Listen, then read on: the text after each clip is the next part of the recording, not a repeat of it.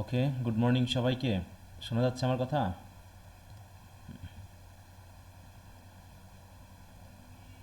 আমার কথা কি সবাই শুনতে পাচ্ছ? কি অবস্থা বলো? জি স্যার। জি স্যার। ওকে।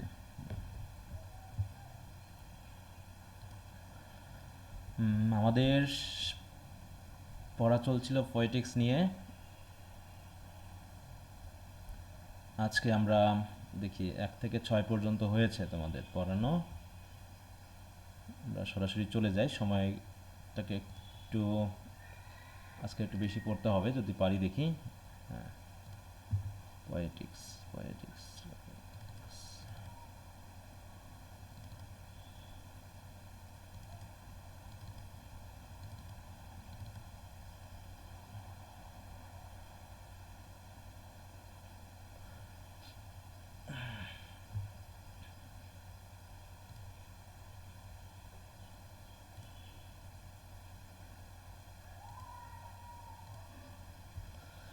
আচ্ছা, তো 1 থেকে 6 পর্যন্ত যে বিষয়গুলো আমরা পড়েছিলাম, সবাই কি একটু রিভাইজ টিভাইজ করছো?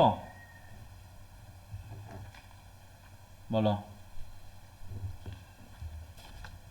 করতেছো তো, নাকি আমি যতটুকু পড়াই দিচ্ছি অতটুকুই থাকতেছে?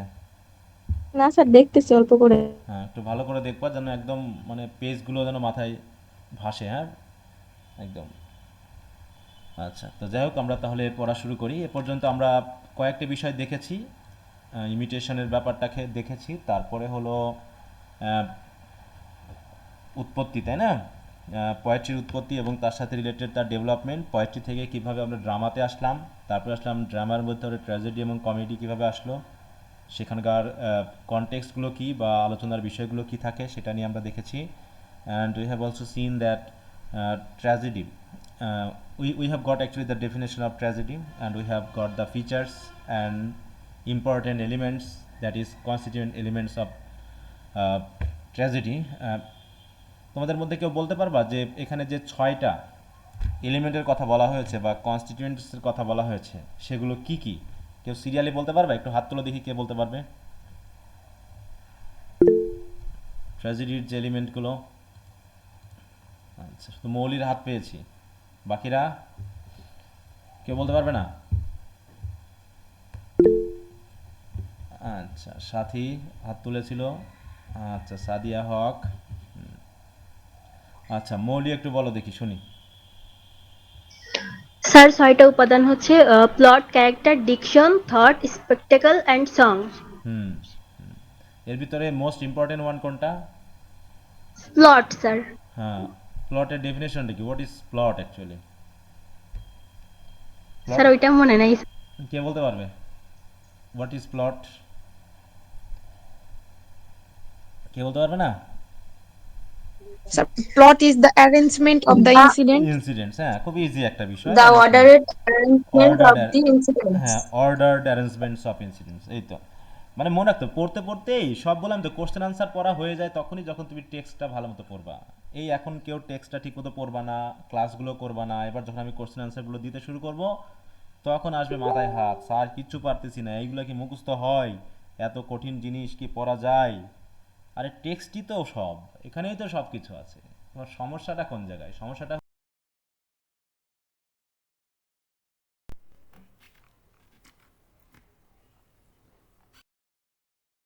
শোনা যাচ্ছে কথা? জি স্যার, আচ্ছা। বাজছে মাঝে মাঝে।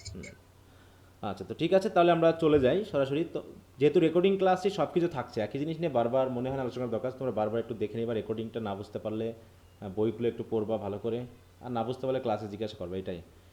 আচ্ছা, তো যাও আমরা দ্য স্কোপ অফ দ্য প্লটটা পড়ি। এখন প্লটকে বলা হয়েছে কি? একটা জিনিস বলা হয়েছে, প্লটকে কি বলা হয়েছে বলো তো? আমি কথাটা মনে হয় গত ক্লাসও বলেছিলাম। Sir, life blood. হ্যাঁ, লাইভ ব্লাড বলা হয়েছে। তার মানে বুঝতে পারছো, লাইভ ব্লাড। বিদ্যুতের শক লাগলে ব্লাড চলাচল বন্ধ হয়ে যায়, দিয়ে হার্ট অ্যাটাক করে মানুষ মারা যায়। হ্যাঁ, তা ওইরকম স্ট্রোক, হার্ট অ্যাটাকটা করে কখন? যখন ব্লাডটা যে স্মুথলি যে সঞ্চালন, এটা যখন না হয়, হ্যাঁ, সার্কুলেশন অফ ব্লাড, এটা না হলে মানে ঠিক প্লটেও এরকম না থাকলে ও ড্রামা বা ট্র্যাজেডি বা কমেডি যাই বলো না কেন, ও ভালো লাগবে না। এখানে সেটা বলা হচ্ছে, the scope of the plot. Now that this definitions have been established, already তো আমার ডেফিনেশন বলা হয়ে গেছে, স্কপ মানে প্লটের ডেফিনেশনও আমি বলে ফেলেছি। কে বলছে এটা? অ্যারিস্টটল, তাই তো। I must go now to discuss the arrangement of the incidents, যেহেতু প্লট মানে হচ্ছে কি অর্ডার্ড অ্যারেঞ্জমেন্টস অফ ইনসিডেন্টস, তাহলে অ্যারেঞ্জমেন্ট বলতে কি বলতে হচ্ছে সেটা আমি এখন আপনাদের সাথে আলোচনা করব। For this is of the first importance in tragedy, কারণ এটাই হচ্ছে ট্র্যাজেডির সবচেয়ে প্রথম গুরুত্বপূর্ণ বিষয়। I have already laid down that tragedy is the representation of an action that is complete and whole and of a certain amplitude. সংজ্ঞাটা পড়তে বলেছিলাম, সবাই পড়েছো? অনেকে দেখলাম লিখে দিয়েছো, কিন্তু অধিকাংশই দেয় নেই। মানে এখনই এই যে তোমরা দুইটা ইয়ারের তোমাদের কিন্তু পার হয়ে গেছো, এখানে তোমাদের অবস্থানটা তোমরা বুঝেছো যে পড়াশোনা না করলে হয় না, শর্টকাট কোনো ওয়ে নেই। তারপরেও তোমরা কাজগুলো করো না, অধিকাংশই তোমরা জমা দাওনি, অধিকাংশই। হ্যাঁ, মানে এটা খুবই মানে খারাপ একটা কথা। যাক, ওটা নিয়ে আর কথা বলবো না, যার জীবন সে অলরেডি বুঝে নিয়েছে 50% লাইফ শেষ, এখন বাকি 50% তুমি তোমার জীবন কীভাবে চালাবা তোমার ব্যাপার। হ্যাঁ, ওটা বলে বলে আর পারা যায় নাকি বলো? গরু ছাগল হলে পারে না পিটিয়ে কাজ করানো যায়। হ্যাঁ, আগে যখন গরুকে দিয়ে লাঙ্গল টানানো হতো বা গাড়ি টানানো হতো তখন কী করতো বলো তো? আদর করতো, আদর করে নিয়ে যেত, বলো কেমন করতো? দেখো নি কেউ এ বয়সে? স্যার হাইলো লাঠি দিয়ে বাইর হতো। হ্যাঁ, বিশাল বিশাল লাঠি দিয়ে চটাস চটাস করে মার দিত, আর গরু দৌড় দিত, আর গাড়িও জোরে যেত। আদর করে কাজ হয় না পৃথিবীতে, বুঝতে পারছো? তা যে আদরের গরুটা যত্ন করে তৈরি করতেছে গাড়িটা টানানোর জন্য, তার পিঠের উপর চড়ে আবার চপাং চপাং চপাং করে মার দিচ্ছি। এমনি গাড়ি টানবে না মানে ওর 14 গোষ্ঠী টানবে গাড়ি, এইরকম আর কি বিষয়টা। হ্যাঁ, তা ঠিক ব্যাপারটা ওই রকম, যে তোমাদের দিয়ে আর কাজ হবে না। ওই সপাং সপাং দিতে পারলে ঠিক আছে, তখন দেখা যাচ্ছে একটু কাজ হইতো, কিন্তু সেটাও হবে না। ওকে, ঠিক আছে, লাইভ চার্জার, হ্যাঁ সে তো তৈরি করে নিবি। Now a whole is that, ও সরি আমি চলে গেছি কোথায়। বলছে সার্টেন অ্যাম্পলিটিউড থাকতে হবে। অ্যাম্পলিটিউড বলতে কি বোঝানো হচ্ছে? মানে একটা লেন্থ, তাই না, একটা নির্দিষ্ট অবস্থান থাকবে। বলা হচ্ছে for a thing may be whole yet lack amplitude. বলছে একটা জিনিস হোল হতে পারে, মানে পূর্ণাঙ্গ হতে পারে, কমপ্লিট হতে পারে, কিন্তু তার মধ্যেও অ্যাম্পলিটিউডের ল্যাক থাকতে পারে, তাই তো। তার যে মানে কি মাত্রা, এই মাত্রার মধ্যে ল্যাক থাকতে পারে, ঘাটতি থাকতে পারে, মানে যেটা যেমন হওয়া দরকার সেটা তেমন না হলে সমস্যা। আচ্ছা, মনে করো একটা পূর্ণাঙ্গ মানুষ কি? পূর্ণাঙ্গ সুস্থ বডি, তাই তো।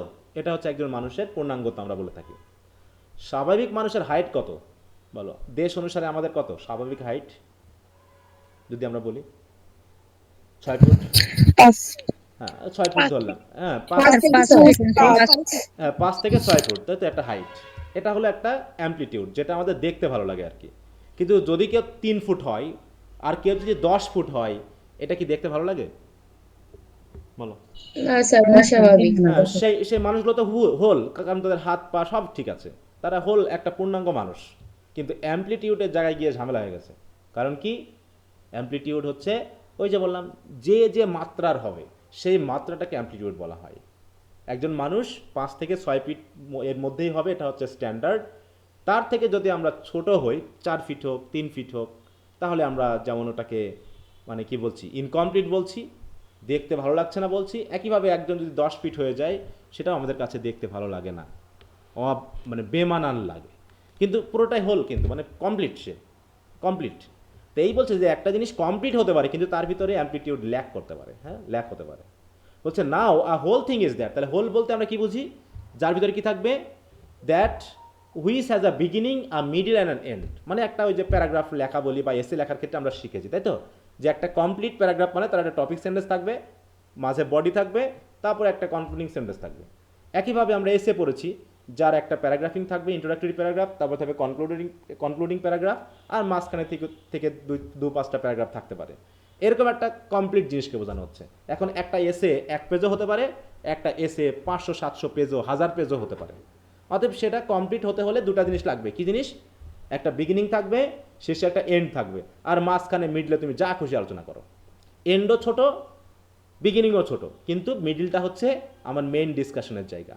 তাই বলছে পূর্ণাঙ্গ জিনিস মানেই তার একটা বিগিনিং থাকবে, একটা মিডিল থাকবে, একটা এন্ড থাকবে। বিগিনিং মানে কি? যার আগে আর কিছু নাই, তাই তো, পরে আছে। বিগিনিং মানে কি বলো? বিগিনিং মানে শুরু হচ্ছে স্যার। হ্যাঁ, মানে যার আগে কিছু নাই, মানে ওইরকম বললে তো হবে না। বিগিনিং মানে যার আগে কিছু নাই, সেই, বরং তার পরে আছে, এই তো। আর এন্ড মানে কি, যার আগে আছে কিন্তু পরে কিছু নেই, আগে আছে শেষে নেই, পরে পরে নেই। নাই। আর মাঝে মানে কি, তার আগেও আছে, তার পরেও আছে, আগে আছে পরে আছে। পরেও আছে। ব্যাপার ঠিক এরকম করে বোঝাবে। দেখো তাহলে অ্যারিস্টটল মানে মানে বলেছে যে মানুষ কত বোকা হয়, সে বিগিনিংও বোঝে না, মিডিলও বোঝে না, এন্ডও বোঝে না। তাই আমাকে বুঝিয়ে দিচ্ছে তাকে যে এইটা হচ্ছে এন্ড, এটা হচ্ছে বিগিনিং, এটা হচ্ছে মিডিল। দেখো কীভাবে বলছে, আর beginning is that which doesn't necessarily come after something else. মানে তার মানে মূল কথা হলো বিগিনিং বলতে সেটাই বুঝি যে কারো পরে আসে না, মানে যে কারো বলছে which doesn't necessarily come after something else, মানে অন্য কিছুর পরে সে আসে না, বরং অল দো something all exists or comes about after it. কিন্তু বিগিনিংয়ের পরে কিছু আসতে পারে, কিন্তু তার আগে কেউ আসে না, মানে সে কারো পরে আসে না, সে সবার শুরুতেই আসে। অ্যান্ড এন্ড অন্যদিকে এন্ড বলতে কি, on the contrary is that which naturally follows something else either as a necessary or as a usual consequence. তার মানে কি, এন্ড মানে হলো তার আগে কিছু আসতে পারে, মানে সে কাউকে ফলো করে, মানে সে আসে কারো পরে, কিন্তু and is not followed by anything else, কিন্তু তারপরে আর কেউ আসে না, মানে তাকে কেউ ফলো করে না, বরং সে কাউকে ফলো করে। এন্ড মানে হচ্ছে তার আগে কেউ আসে, পরে কেউ আসে না, মানে সে কাউকে ফলো করে কিন্তু তাকে কেউ ফলো করে না। এইটা হচ্ছে এন্ডের ব্যাপার। অন্যদিকে আর middle is that which follows something else and it is itself followed by something. তাহলে সে কাউকে ফলো করে, আবার একেও কেউ ফলো করে, তার মানে সে মাঝখানে আছে। ঠিক আছে, thus well constructed plot must neither begin nor end in a haphazard way. অর্থাৎ যে অর্ডার্ড বা ওয়েল কনস্ট্রাক্টেড প্লট মানে আমরা বুঝবো সেই রকম প্লট যে বলছেন begin neither begin or end in a haphazard way, haphazard ওয়েতে শুরু বা শেষ করলে হবে না, but must confirm to the pattern I am describing. কিন্তু আমি যে প্যাটার্নটাকে ডিসক্রাইব করছি তার সাথে মানানসই হতে হবে। কনফার্ম টু মানে কি, মানানসই হওয়া, মিলে যাওয়া। এটা যদি না হয়, we can not tell it as a well constructed plot. তাহলে বোঝা গেল তো যে হোল বলতে কি বোঝানো হচ্ছে, বা কমপ্লিট বলতে কি কি বোঝানো হচ্ছে, যে তার একটা শুরু থাকবে, শেষ থাকবে এবং মাঝখানে কিছু অংশ থাকবে, এই হচ্ছে আমাদের কমপ্লিট ওয়ান। কিন্তু অ্যামপ্লিটিউড কথাটা একটু ভিন্ন জিনিস, মাত্রা কথাটা একটু ভিন্ন জিনিস। এইবার আমরা একটু বুঝি যে মাত্রা কি জিনিস।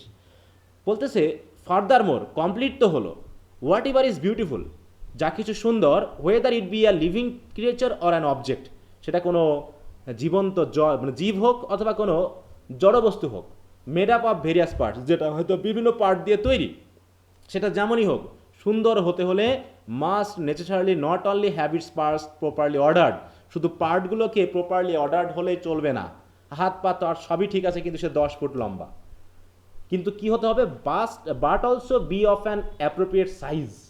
এই যে তাহলে অ্যামপ্লিটিউড বলতে সাইজ বোঝানো হচ্ছে, কারণ কি, for beauty is bound up with size and order, কারণ সুন্দর জিনিসটা বিউটি এবং অর্ডারের সাথে রিলেটেড। ঠিক আছে, bound up with size and order, বুঝতে পারছো? সাইজ এবং অর্ডার যদি ঠিকমতো না হয়, পূর্ণাঙ্গ হলেও তাকে আমরা বিউটিফুল বলতে পারি না। কথা বুঝতে পারছো? তাহলে একটা গরু যদি হয় 50 ফুট লম্বা, তাহলে কি হবে বলো? একটা নির্দিষ্ট বয়সে গিয়ে, একটা নির্দিষ্ট মাত্রায় গিয়ে তাকে একটা নির্দিষ্ট মানে একটা বয়সে গিয়ে তাকে একটা নির্দিষ্ট মাত্রা পেতে হবে, সেই মাত্রার মধ্যে যদি না হয় তাহলে সে বিউটিফুল হতে পারে না, তাই তো? এখন একটা দোয়েল পাখি, তার সাইজে সে যথেষ্ট সুন্দর, সে যদি এখন মানুষের মতো 10 ফুট হয় তাহলে সুন্দর লাগবে বলো? আমাদের কাছে বেমানান লাগবে। এই একটা দোয়েল পাখি হলো, বেমানান লাগবে। ঠিক একইভাবে একটা পিঁপড়া যদি এরকম 15 ফুট হয় তাহলে মনে হয় পিঁপড়া আবার এমন হয় নাকি, বেমানান লাগবে। অনেক সময় হয় না যে দেখা যায় ছোটো ছোটো পিঁপড়ার ভিতরে 2-1টা বড় পিঁপড়া থাকে, দেখছো কখন এরকম? যে অনেকগুলো পিঁপড়া যখন থাকে, ছোটবেলায় দেখতাম যে 2-1টা বড় পিঁপড়া থাকে, লাল বড় বড় পিঁপড়া থাকে, ওদেরকে একটু বেমানান লাগে, বাকিগুলোর সাথে মানায় না কেমন জানি। তো এরকম তাই বলছে যে প্রপারলি অর্ডার হতে পারে, কিন্তু প্রপারলি অর্ডার্ড হলেই যে বিউটিফুল হবে তা নয়, কারণ beauty is bound up with size and order, size এবং অর্ডার থাকতে হবে, তা না হলে তাকে বিউটিফুল বলা যাবে না। কারো যদি একটা চোখ থাকে কপালে তাহলে তো বিপদ নাকি, ঠিক অর্ডারে পড়েনি। হ্যাঁ, আবার দেখাচ্ছে যে আমাদের অনেক সময় হাতে পায়ের মধ্যে কিছু না কিছু ডিফেক্ট থাকতে পারে, যেগুলো আমাদের সৌন্দর্যের মধ্যে পড়ে না। অনেক সময় দেখা যাচ্ছে যেটা হওয়ার সেটা না হওয়ার কারণে আমাদের কাছে ভালো লাগছে না। ঠিক এই ব্যাপারগুলো এখানে থাকে। হ্যাঁ, তাই বলছে a minutely small creature therefore would not be beautiful, for it would take almost no time to see ইট।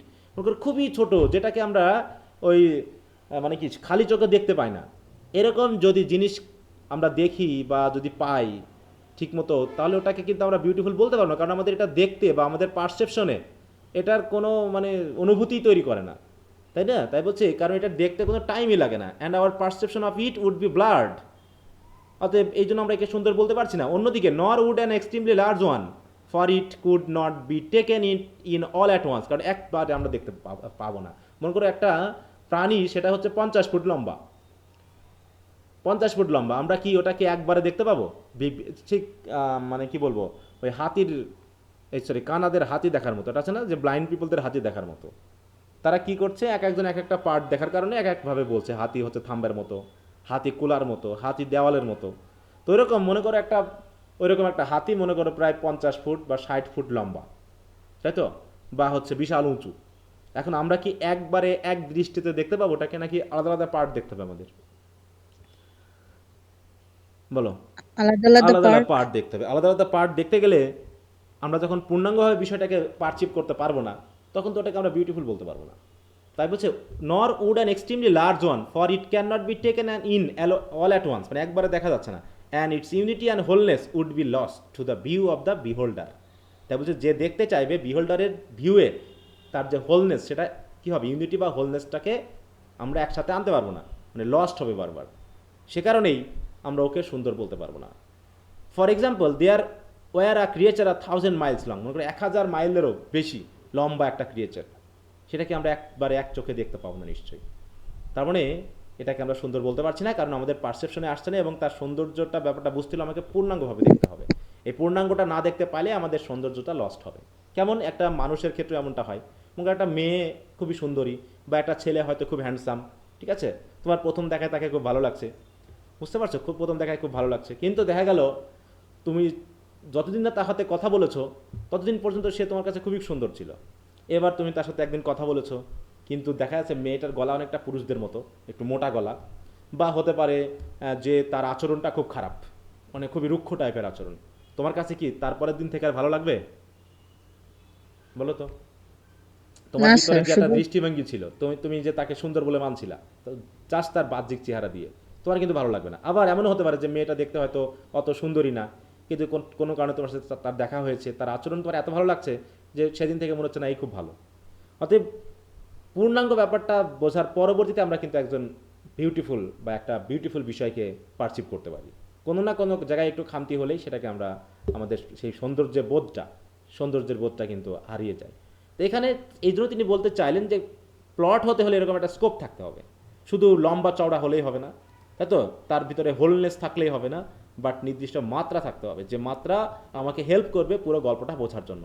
যেমন ভারতের বাংলা সিরিয়ালগুলো অনেকেই দেখে থাকে, দেখি অনেক অনেক তার এপিসোড, এত এপিসোড দেখে দেখা যাচ্ছে তার কি কোথা থেকে শুরু হয়েছিল আর কোথায় গিয়ে শেষ হয়, এটা কিন্তু অনেকেই এই জিনিসটা যদি কেউ একদম মানে গ্লু আঠার মতো না দেখে, তাহলে সে কিন্তু ধরতে পারবে না যে কাহিনী কোথা থেকে কোথায় গিয়ে দাঁড়িয়েছে।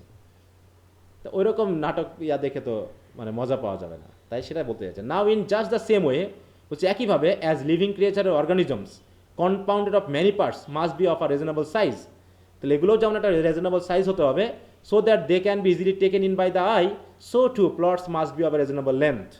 তাহলে অ্যাম্পলিটিউড বলতে আমরা লেন্থকে বুঝছি, তাই না, লেন্থ বা মাত্রাকে বুঝছি, so that they may be easily held in the memory, যাতে ড্রামাটা দেখার পর আমার মেমোরিতে আমি কী করতে পারি, ধরতে পারি। এই জন্য দেখো কোনো একটা গল্প যদি আমরা 2-4 দিন ধরে পড়ি, তাহলে ওই জিনিসটা অনেক সময় আমাদের কাছে ইন্টারেস্টটা হারিয়ে যায়, কিন্তু যদি এক সিটিংয়ে আমরা পড়তে পারি বা একটানা পড়ে যদি আমরা শেষ করতে পারি, তাহলে কিন্তু সেই জিনিসটা আমাদের কাছে খুবই আকর্ষণীয় মনে হয়। এই জন্য ছোটো গল্পগুলো আমাদের কাছে খুবই আকর্ষণীয় হয়, নভেলগুলো অনেক সময় আমাদের পড়তে পড়তে মাঝখানে একটু বাধা পড়ে গেলে ওইটার ইন্টারেস্টটা নষ্ট হয়ে যায়। তাই তিনি বলতেছেন এটা রিজনেবল লেন্থ থাকতে হবে। যেমন অ্যাজ ইউ লাইক ইট পড়তে গেছিলাম আমরা সেকেন্ড ইয়ারে, খুব অস্বস্তিকর লাগছিল না অন্য ড্রামার চেয়ে? দেখো আমাদের মোটামুটি আমরা 5টা ড্রামা পড়েছিলাম সেকেন্ড ইয়ারে, সবচেয়ে মনে হয় আমরা ভালো মতো পারসিভ করতে পারছি মনে হয় এডিপাস রেস্ক, তাই নয় কি? এডিপাস অল্পতে শেষ হয়ে গেছে। শেষ হয়ে গেছিল, কিন্তু বাকি যেগুলো আছে আমাদের রাইডার্স টু দ্য সি কিছুটা আমরা পেরেছি, কিন্তু বাকি যেগুলো ছিল understand the man, as you like it, তারপর সেদিকে রাইডার্স টু দ্য সি, এইগুলো কিন্তু পারসেপশনে আমাদের একটু ঝামেলা হয়েছে, যদিও ওদিকে sorry riders to the sea বলছিল, the lion and the jewel, তাই না? দেখো পুরোটা কিন্তু আমাদের মাথার ভিতর নাই, বিশেষ করে অ্যাজ ইউ লাইক ইট, বাকিগুলো যদি আমরা ধরতে পেরেছি, কিন্তু অ্যাজ ইউ লাইক ইটটা মানে পুরো ঘটনাটা এত বেশি প্যাঁচিয়ে ফেলা হয়েছে যে মূল কথার থেকে বাড়তি কথা অনেক বেশি আছে। এই জন্য লেন্থ যেহেতু নির্দিষ্ট নাই বিধায় আমাদের পারসেপশনে আসেনি, এবং ওই 5টা ড্রামার মধ্যে তোমাদের সবচেয়ে ভালো ড্রামা বলে কোনটা মনে করো, বলো খুব ভালো লাগছে কারো, কোনটা বলো? As you এটা like তো- it. হ্যাঁ as you like it. হ্যাঁ, এটা কেন ভালো লাগছে? The romantic. So romantic. শুধু রোমান্টিকতার জন্য? হায় হায় রে। ওর ভিতরে তুমি কি পেয়েছো যেটা তুমি এডিপাসের ভিতরে পাওনি বা রাইডার্স টু দ্য সি এর ভিতরে স্যার পাওনি? কমেডি। আর আমার এডি পাস দেখতে ভালো লাগছে। বল তুমি অ্যাজ ইউ লাইক এর মধ্যে কি পেয়েছো যে তোমার এত ভালো লাগলো? শুধু রোমান্টিকতা কি আছে ওর ভিতরে? রোমান্টিকতা আমি তো, আমার কাছে অ্যাজ ইউ লাইক ইট মোটেও ভালো লাগেনি সত্যি বলতে। কারণ অ্যাজ ইউ লাইক ইটের মধ্যে আমি মানে এই যে যেমন রাইডার্স টু দ্য সি বা হচ্ছে ইডিপাস রেস্কের ভিতরে যে আমি একটা থিমেটিক ব্যাপার পেয়েছি, এর ভিতরে বাস্তবতা আছে অনেকটা, কিন্তু অ্যাজ ইউ লাইক ইটের ভিতরে শেষের দিকে কোনো বাস্তবতা আছে? হঠাৎ করে একজন বনে গেল আর চেঞ্জ হয়ে গেল মেন্টালিটি, বলো। আর অরল্যান্ডো গিয়ে গাছে গাছে গাছে গাছে কবিতা লিখে বেড়াচ্ছে, আর মেয়ে মানুষ হচ্ছে ছেলে সেজে ঘুরে বেড়াচ্ছে, কেউ চিনতে পারতেছে না, কেউ বুঝতে পারতেছে না। এগুলো একদম ফাজলামি মনে হয়েছে না? বলো তো, এটা কি হয় কখনো বাস্তবতায়? তার গলার ভয়েসও কি কেউ বুঝবে না যেটা মেয়ে না ছেলে? বলো। আমার তো ভাড়ামি মনে হয়েছে পুরো ড্রামাটা। স্যার ওটা আসলেই নাটক। হ্যাঁ অনেক এলিমেন্ট সব থেকে বেশি ছিল। হ্যাঁ, আর দেখো হচ্ছে মূল কথার থেকে বাড়তি কথা বেশি, ফাজলামি বেশি, তাই না? হ্যাঁ, এই জন্য দেখা যাচ্ছে লাইক ইট যে আমার বললাম তো যে লায়ন অ্যান্ড দ্য জুয়েল আমার তো ভালো লেগেছে কিছু কিছু জায়গাতে, কিন্তু অ্যাজ ইউ লাইক ইটটা আমার থিমেটিক ব্যাপারটা সহ পুরো মানে ওই হাসি ঠাট্টার ব্যাপারটা একটু এসেছে, বাকি আমার কাছে ইয়া মনে হয়নি যে ঠিক আছে যে অনেক বড় করা হয়েছে বোধহয়। হ্যাঁ সরি বলো। হ্যাঁ আর্মস এন্ড দ্য ম্যান ওটাও ভালো ছিল। হ্যাঁ, ওটার মধ্যে বাস্তবতা আছে, মানে ড্রামার ভিতরে একটা বাস্তব বাস্তব ব্যাপার রয়েছে যেগুলো হয়, এগুলো হতে পারে। হ্যাঁ, ওটা তো বাস্তববাদী, একদম পুরো বাস্তববাদী একটা ড্রামা। কিন্তু অ্যাজ ই লাইক ইটের মধ্যে বাস্তব ঘটনা খুব কম আছে, মানে বাস্তববাদিতার অভাব আছে অনেকে। হ্যাঁ, একজন ওই যে আমাদের অরল্যান্ডো সিংহকে যুদ্ধ করে, হ্যাঁ, সাপে থেকে তার ভাইকে বাঁচালো, দিয়ে তার ভাই তাকে ভালো, এটা অনেকটা ওই যে বাংলা সিনেমার মতো হয়ে গেছে, তাই না? এটার ভিতরে কাল্পনিক। হ্যাঁ একটা বাংলা সিনেমা হয়ে গেছে অ্যাজ ইউ লাইক ইটটা পুরোটাই। ওর ভিতরে যে লম্বা চওড়া যেমন, তেমনি পুরো গল্পটা আমি বলতে পারবো না, বা অনেক কথা আছে যেগুলো আমার মানে মাথাতে আসেইনি, যে কথাগুলো কেন এখানে দরকার ছিল। তো এই ব্যাপারগুলো নিয়ে এসে ওটাকে বড় করা হয়। তাই বলছি ওখানে শুধু থাকলে হবে না, অনেকের ভালো লাগতে পারে রোমান্টিক মানে জায়গাটাকে তোমরা পছন্দ করেছো, হ্যাঁ, কারণ এটা তোমাদের রোমান্সটাকে ভালো লেগেছে, কিন্তু রোমান্টিকতাটাকেও মানে বাস্তবতার অতিরিক্ত করে ফেলা হয়েছে, তাই না? যে ওই যে উইং সিন যেগুলো আছে, হ্যাঁ, যে একজন আরেকজনের প্রেম পড়ছে, মানে প্রেম ছেম একদম ছড়াই বেড়ায় ফেলা হয়েছে। অনেক ভালগার নাটক রয়েছে, তার ভিতরেও বাস্তবতা আছে, কিন্তু কিন্তু অ্যাজ ইউ লাইক এটা আমি বাস্তবতা খুব কম পেয়েছি, 90%ই বাস্তব না মনে হয়েছে। তো ঠিক আছে, সমস্যা নেই। আমরা লেন্থের ব্যাপারটা বলতে গেছিলাম যে ওখানে একটু বড় করা হয়েছে, যেগুলো আমাদের মাথা থেকে অনেক কিছু হারিয়ে গেছে, মানে ওই ড্রামার অনেক কিছু আমাদের মাথাতে নাই, কিন্তু ইডিপাসের ব্যাপারটা বা রাইডার্স টু দ্য সি এর ব্যাপারটা আমাদের কাছে কনজেস্টেড মনে হয়েছে, এবং মনে হচ্ছে যে মূল কথাগুলো ওখানে এসেছে, এখানে কোনো বাড়তি কথা নাই বললেই চলে। ওকে ওকে, তারপর বলছি কি যে we can easily be held, sorry, it can be easily be held in the memory, the limits in length to be observed as far as they concern performance on the stage, কারণ এটা স্টেজে performance হচ্ছে, অতএব লেন্থটা নিশ্চয়ই আমাদের observe করতে পারতে হবে। Have nothing to do with dramatic art, তাহলে লেন্থ বড় হলেই যে ড্রামা ভালো হবে এমন না। For if 100 tragedies had to be performed in the dramatic context, they would be regulated in length by the water clock, as indeed it is said they were on time. মানে বলেছে যেমন করে আমরা একটা প্রতিযোগিতা করছি, হ্যাঁ, ড্রামাটিক একটা কন্টেস্ট হচ্ছে, সেখানে আমরা 100 এরকম ড্রামা আমরা কি করছি, উপস্থাপন করছি, তাহলে প্রত্যেকটাকে আমাদের কি করতে হবে হচ্ছে ঘড়ি দিয়ে, তো তখন তো ওয়াটার ক্লক ছিল, হচ্ছে ওয়াটার ক্লক দিয়ে তার লেন্থগুলোকে রেগুলেট করা উচিত, কারণ কি টাইম একটা গুরুত্বপূর্ণ বিষয়। As indeed it is said they are at one time, কারণ কি যাতে একই টাইমে একই সাথে কাজগুলো হয়ে যায়। With regard to the limit set by the nature of the action, the longer the story is the more beautiful it will be, provided that it is quite clear. হচ্ছে গল্প লম্বা হলে সমস্যা না, বিউটিফুল হতে পারে, কিন্তু যদি এটা ক্লিয়ার হয় আমাদের কাছে, যদি ক্লিয়ার না হয় তাহলে তো হবে না। সুতরাং to give a simple definition are length, তাহলে লেন্থের কিন্তু ডেফিনেশন দেওয়া হয়েছে এই জায়গায়। Length as a matter of either of probability or necessity allows a change from the misery to the happiness or from happiness to misery is the proper limit of length to be observed. মানে মূল কথা হলো তোমার যে dramatic effect সেটা comedy হোক আর tragedy হোক, তুমি যদি হ্যাপিনেস থেকে মিজারি বা মিজারি থেকে হ্যাপিনেসে তুমি দেখাতে পারো ঠিকমতো, যদি অবজার্ভ করাতে পারো, এবং দর্শকের মনে যদি এটাকে কমপ্লিটলি মানে কি ধারণ হয়, তাহলে বুঝতে হবে যে এটা বিউটিফুল বা এটা অ্যাপ্রোপ্রিয়েট লেন্থে আছে। কারণ তিনি লেন্থের ব্যাপারটাও তো কিন্তু তিনি বলেননি যে কত ঘন্টা হতে হবে নাটকটা, বা এর ভিতরে কি কতটুকু সময় থাকতে হবে, এটা কিন্তু তিনি ক্লিয়ার করে বলেননি। তিনি এটাই বলেছেন যে অ্যাপ্রোপ্রিয়েট লেন্থ হলো সেই লেন্থ যেটা আমাদের প্রয়োজনে, দেখেন নেসেসিটি নাকি, প্রবাবিলিটি আর নেসেসিটির খাতিরে আমাদের যে ড্রামাটিক চেঞ্জগুলো আসবে সেই চেঞ্জগুলো যদি দর্শকদের কাছে অবজারভেবল হয় এবং মেমোরিতে ধারণযোগ্য হয়, তাহলেই সেটা হবে বিউটিফুল। কি কথা বুঝতে পারছো? তাহলে বিউটিফুল হতে স্যার হলে, এটা একটু প্লিজ। হ্যাঁ বললাম কি, সুন্দর হতে হলে আমাদের যে পরিবর্তনগুলো আসে, যেমন ইডিপাস রেস্কের ব্যাপারটা আমরা বুঝেছি। ইডিপাস রেস খুব হ্যাপি ছিল, হ্যাপি থেকে যে সে মিজারিতে আসলো, এটা আমাদের কাছে কি অবজারভেবল হতে হবে, মানে আমি দর্শক কি হবে পুরো নাটকটা দেখার পর বুঝতে পারবে যে এই ঘটনাটা ঘটেছে। নাটক হলো বিশাল, কিন্তু দর্শক বুঝতে পারলো না কোথা থেকে কোথায় হয়েছে, তাহলে কি এটা কি আমরা মানে মানে কি সঠিক লেন্থ বলতে পারবো? না স্যার। সেটাই বোঝানো হচ্ছে যে allow a change from misery to happiness আর ফ্রম হ্যাপিনেস টু মিজারি। আচ্ছা, মিজারি টু হ্যাপিনেস আর ফ্রম হ্যাপিনেস টু মিজারি কোন কোন নাটকের বৈশিষ্ট্য বলো, বলো কোনটা কোনটার স্যার বৈশিষ্ট্য? ইডিপাস রেক্সে ছিল প্রথমে স্যার, এই মানে সে আনন্দে ছিল, মানে হ্যাঁ। হ্যাপিনেস থেকে মেজারিতে গেছে হ্যাঁ হ্যাঁ। আর এরকম। আর misery to happiness, misery to happiness এটা sir as you like it a best, Sir, as you like it. As you like it a As you best. like it. তাহলে মিজারি টু হ্যাপিনেস মানে হচ্ছে comedy, তাই তো, যেখানে অনেক প্রথমে শুরুই হবে দুঃখ কষ্ট দিয়ে, আবার দুঃখ কষ্ট নাও থাকতে পারে, পুরোটা হ্যাপিনেস থাকতে পারে। কিন্তু হ্যাপিনেস থেকে মিজারি, এটা হবে কি আমাদের, কোনটা হবে বলো?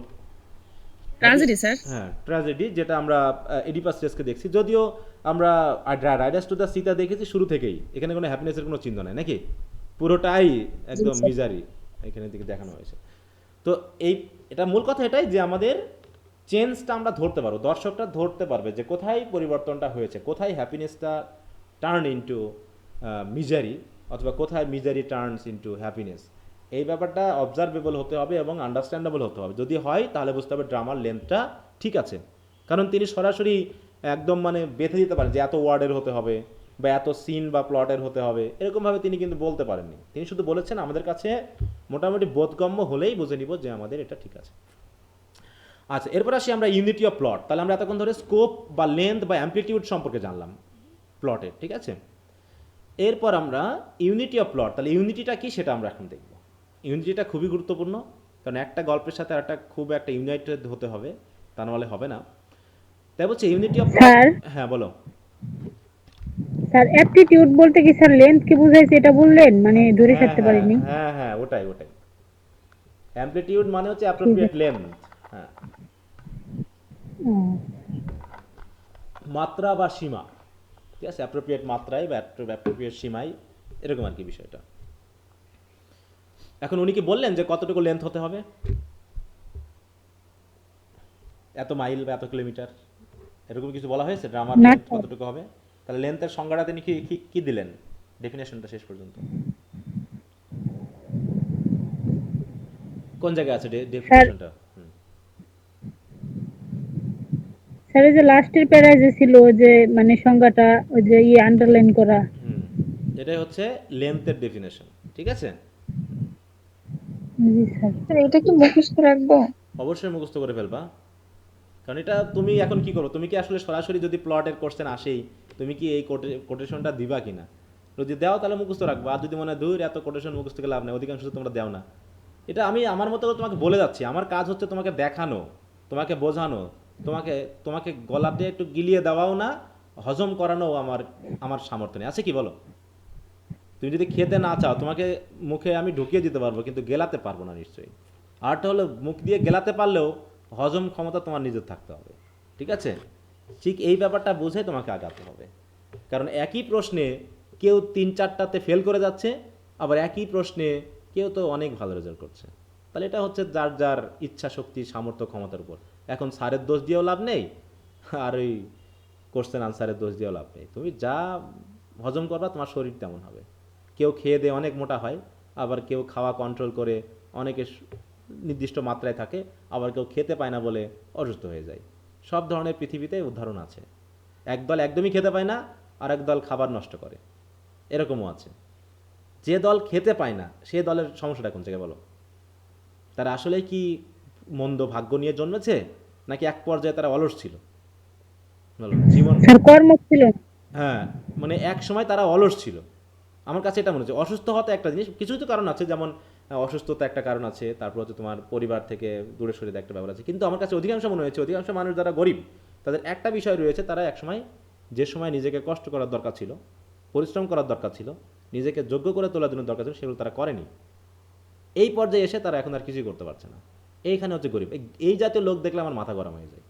এদেরকে আমার মনে হয় আমার সেই ফ্রেন্ডগুলো যারা হচ্ছে আমরা কষ্ট করে পড়াশোনা করেছি আর মাঝে মাঝে কাটি মারতো, টেয়াও মারে কথা বলতো, হ্যাঁ এত পড়াশোনা করে কী হয়, এগুলো আছে। তাদের অবস্থা তো আমি জানি এখন বর্তমানে কেমন আছে অনেকে, বুঝতে পারছো? তার পড়াশোনা তোমাকে একটা সিঁড়ি দিয়েছিল, তুমি এই সিঁড়িতে হেঁটেছো কি হাঁটোনি সেটা তোমার ব্যাপার। তুমি এখন সিঁড়ির নিচে থাকবা না সিঁড়ির উপরে উঠে যাবা, সেটা তোমার হাঁটার উপর ডিপেন্ড করবে। আর এটা হাঁটার উপরে তোমার একদিকে ইচ্ছা, একদিকে শারীরিক সক্ষমতা, এই দুটাই লাগবে। আচ্ছা, তাহলে আমরা প্লটে আসি। বলছে plot does not pauses unity. তাহলে প্লটে কোনো ইউনিটি থাকে না, অ্যাজ সাম পিপল সাপোজ। অনেকে মনে থাকে যে বলে থাকে কি যে ইউনিটির ভিতরে কোনো প্লটের ভিতরে কোনো ইউনিটির দরকার নেই বা থাকে না, merely because it is about one man. কারণ আমরা মনে করে থাকি যে একটা ট্র্যাজেডি মানে একটা ওয়ান ম্যান কাহিনী হবে, হ্যামলেট, অথেলো, ইডিপাস রেস্ক, তাই তো? তারপর হচ্ছে এরকমভাবে আছে অ্যান্টিগনি, একটা মানুষের চরিত্র। অতএব এদের ভিতরে ইউনিটির কি মানে প্রয়োজন? Many things, countless things indeed may happen to one man. বলছে কিন্তু একজন মানুষ হলে তো হয়েছেটা কি? এর ভিতরে তো অনেক ঘটনা ঘটে যেতে পারে। Some of them will not contribute to any kind of unity. বলছে এর ভিতরে অনেক কাহিনী ঘটে থাকে যে কাহিনীগুলো হয়তো আমাদের ইউনিটির মধ্যে প্রয়োজন পড়ে না। And similarly he may be carry out many actions from which no single unified action will emerge. বলছে যে আবার এত বেশি সে কাজ করেছে যার ভিতরে কোনো সিঙ্গেল ইউনিফাইড অ্যাকশন আমরা ধরতে পারিনি যে কাজগুলো করার তার উদ্দেশ্য কী। এরকম তাই বলছে অনেক কাহিনী থাকতে পারে যেগুলোর ভিতরে আমরা ইউনিটি নাও পেতে পারি।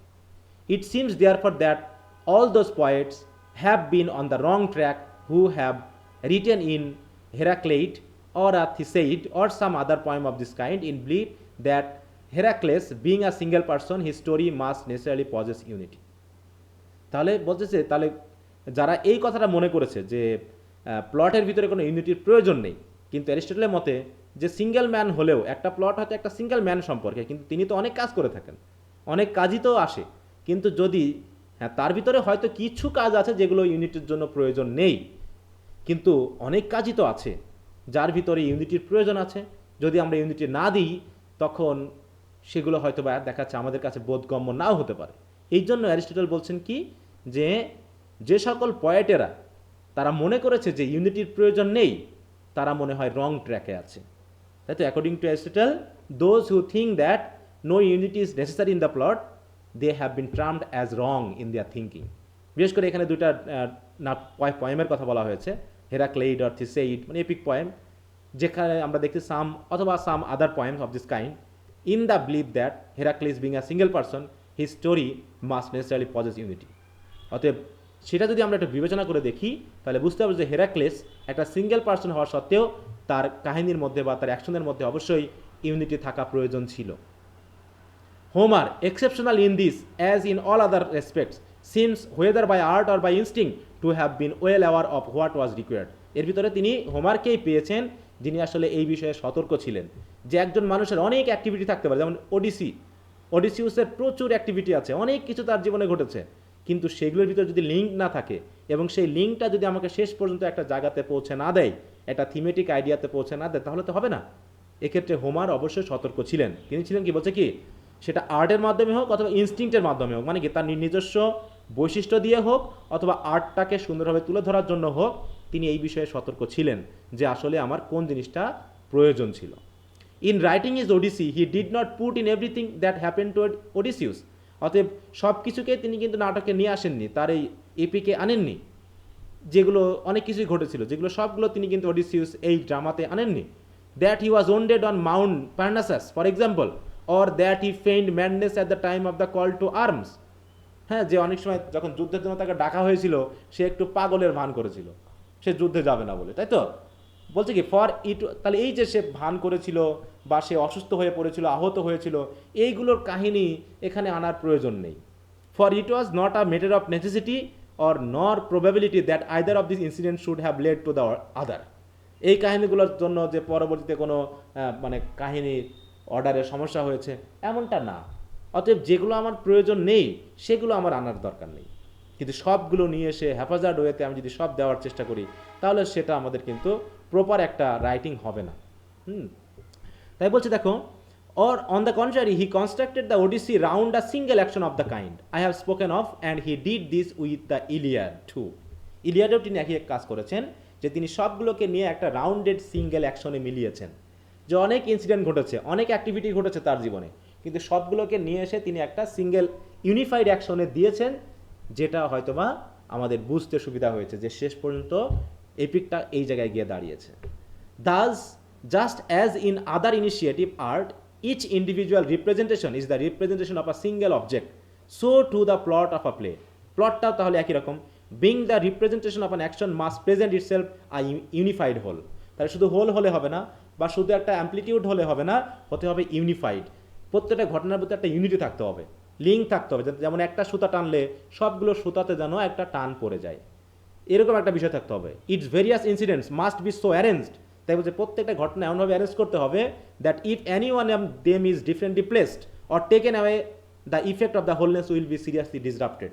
তাহলে তার ভিতরে একটা ঘটনাকে যদি আমি মিসপ্লেস করি, অথবা একটা ঘটনাকে যদি আমি টেকেন অ্যাওয়ে মানে কি ওখান থেকে বাদ দিয়ে দিই, তাহলে হবে কি আমার পুরো ঘটনাটা বা পুরো হোলনেসের মধ্যে একটা ডিসরাপশন ঘটবে।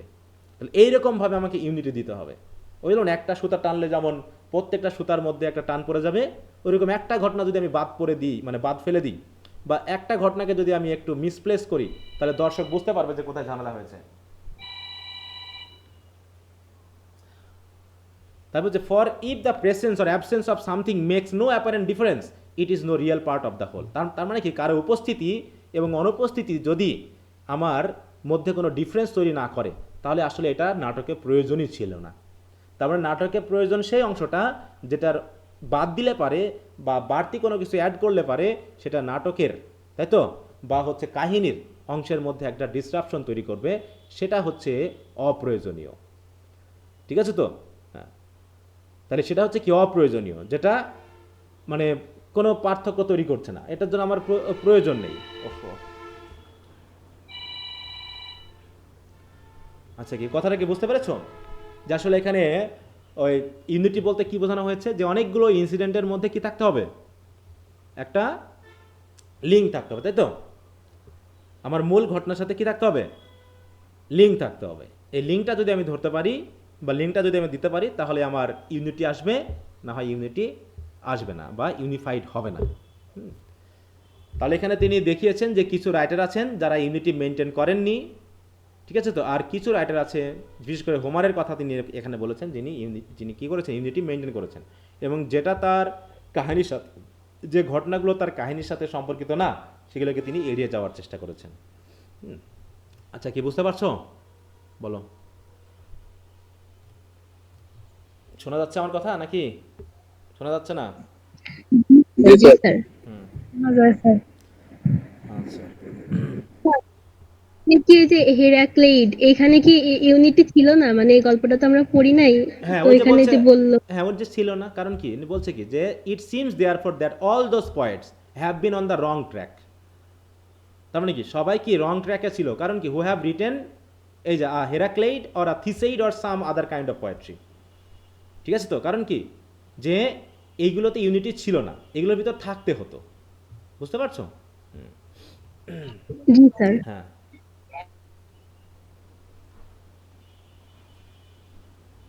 এই যে বলছে দেখো, যে ইন দ্য বিলিভ দ্যাট, মানে আমার বিশ্বাস মতে, Heracles being a single person হলেও হি স্টোরি মাস্ট নেসারালি পজেস ইউনিটি, তার স্টোরিতে অবশ্যই কি হতে হতো, থাকা দরকার ছিল। ঠিক আছে তো, আছে বলেনি, কিন্তু হি স্টোরি হ্যাজ বলেনি, বলা হয়েছে কি মাস্ট পজেস, তাকে এর ভিতর দিতে হতো। ঠিক আছে স্যার। হ্যাঁ বলো।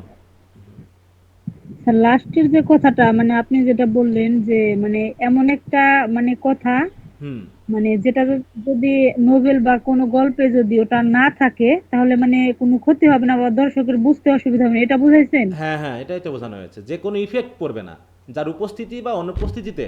বলছি কি দেখো, if the presence or absence of something makes no apparent difference. মনে করো তুমি একটা বিয়ে বাড়িতে গেছো, তুমিও বিয়ে বাড়িতে অনুষ্ঠানে আছো, কিন্তু কেউ তোমাকে গুরুত্ব দিচ্ছে না, আবার তুমি নাই, তাতেও বিয়ে বাড়ির কোনো অনুষ্ঠানে কোনো প্রোগ্রামের কোনো ডিফারেন্স হয়নি, তাতে কি তুমি আসলে ওইখানের প্রয়োজনীয় ব্যক্তি ছিলা?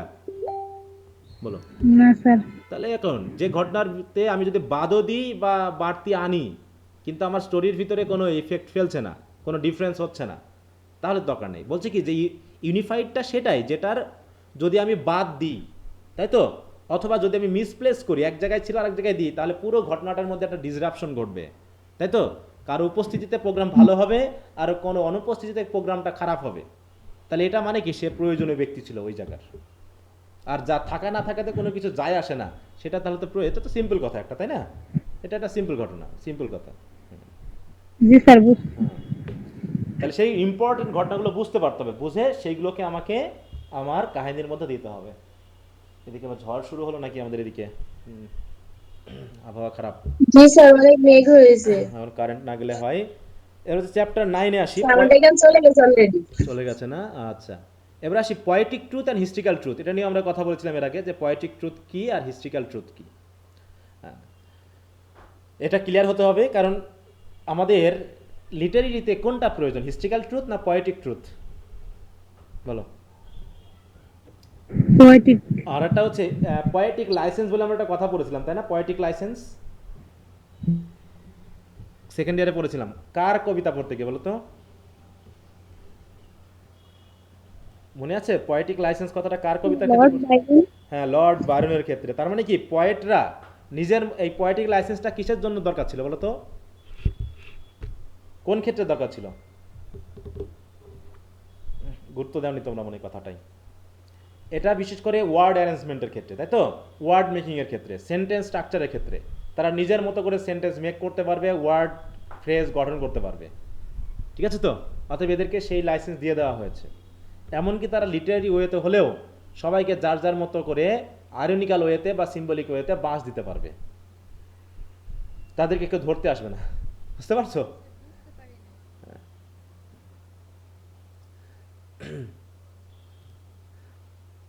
আচ্ছা, তো যাও, ইট will be clear from what I have said that it is not the poet's function to describe what has actually happen. তার মানে পয়েটের উদ্দেশ্য কি যা কিছু অ্যাকচুয়ালি ঘটেছে সেটা তুলে ধরা, নাকি তার মতো করে ক্রিয়েট করে কোনো কিছুকে বোঝানো মানুষকে? কোনটা পয়েটের উদ্দেশ্য আর কোনটা মানে হিস্ট্রিয়ানের উদ্দেশ্য? হিস্ট্রিয়ানের পারপাস কি? সে কি ভুল তথ্য দিলে হবে হিস্ট্রিয়ানকে? বলো, যেটা ঘটে গেছে।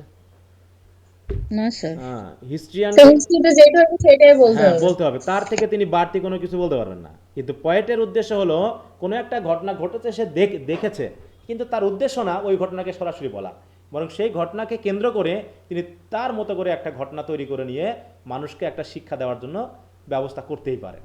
তাই বলছে যে it is not the poet's function to describe what has actually happen but the kinds of thing that might happen. আর বিশেষ করে তার উদ্দেশ্য হলো একটা করা, মানে সেন্স দেওয়া মানুষের ভিতরে যে এরকম বিষয়গুলো ঘটতে পারে, that could happen because they are in the circumstances either probable or necessary. সেটা কোনো প্রবাবিলিটির জন্য হোক, মানে কোনো কারণ ছাড়াই ঘটতে পারে, অথবা নেসেসারি কোনো কারণ আছে, এই কারণে কোনো একটা পরিস্থিতিতে কোনো একটা ঘটনা ঘটতে পারে, এরকম একটা ইঙ্গিত দেওয়াই হলো পয়েটদের উদ্দেশ্য। অতএব তারা অতীতে কি ঘটেছে সেটা বলে না, কিন্তু অতীতের ঘটনার সাপেক্ষে ভবিষ্যতে কি হতে পারে সেটা বোঝানো হচ্ছে পয়েটদের কাজ। তাই বলছে the difference between the historian and the poet is not that the ones write in prose and other in verse. অতএব পয়েটরা ভার্সে লেখে আর হিস্ট্রিয়ানরা প্রোজে লেখে, এটা মূল ডিফারেন্স নয়। দ্য ডিফারেন্সটা কি বলছে? The work of Herodotus might be put into verse. বলছে হেরোডোটাস তিনি যে ইতিহাস লিখছেন সেই ইতিহাসটা হয়তো বা ভার্সে লেখা হতেই পারে। In this metrical form it would be no less a kind of history than it is without meter. অতএব মিটার ছাড়া না লিখলে কি এটা হিস্ট্রি হতো না? তৎকালীন সময়ে হেরোডোটাস তার ইতিহাসটা লিখেছেন ভার্সে, তাই বলে কি এটা কবিতা? বলো, তাই বলে কিন্তু এটা কবিতা নয়। আবার এমন না যে না, এটাকে ভার্সে না লিখে যদি আমি মিটার ছাড়া লিখি, ভার্স ছাড়া লিখি, তাহলে যে এটা তার হিস্ট্রির যে সেন্স সেটা হারাবে, তাও না। মানে পয়েটদের উদ্দেশ্য মিটার বা ভার্স এই ব্যাপারের সাথে রিলেটেড না, রিলেটেডটা হচ্ছে কে কোন বিষয়টাকে তুলে ধরবে তার উপরে। বলছে the difference is that the one tells of what has happened. তাহলে কি ঘটেছে এটা বলে একজন, কে বলে এটা বলো তো? The one tells of what has happened, এটা কার কাজ? যা ঘটেছে তা বলা। Historian. Historian sir. আর আরেকজন Historian.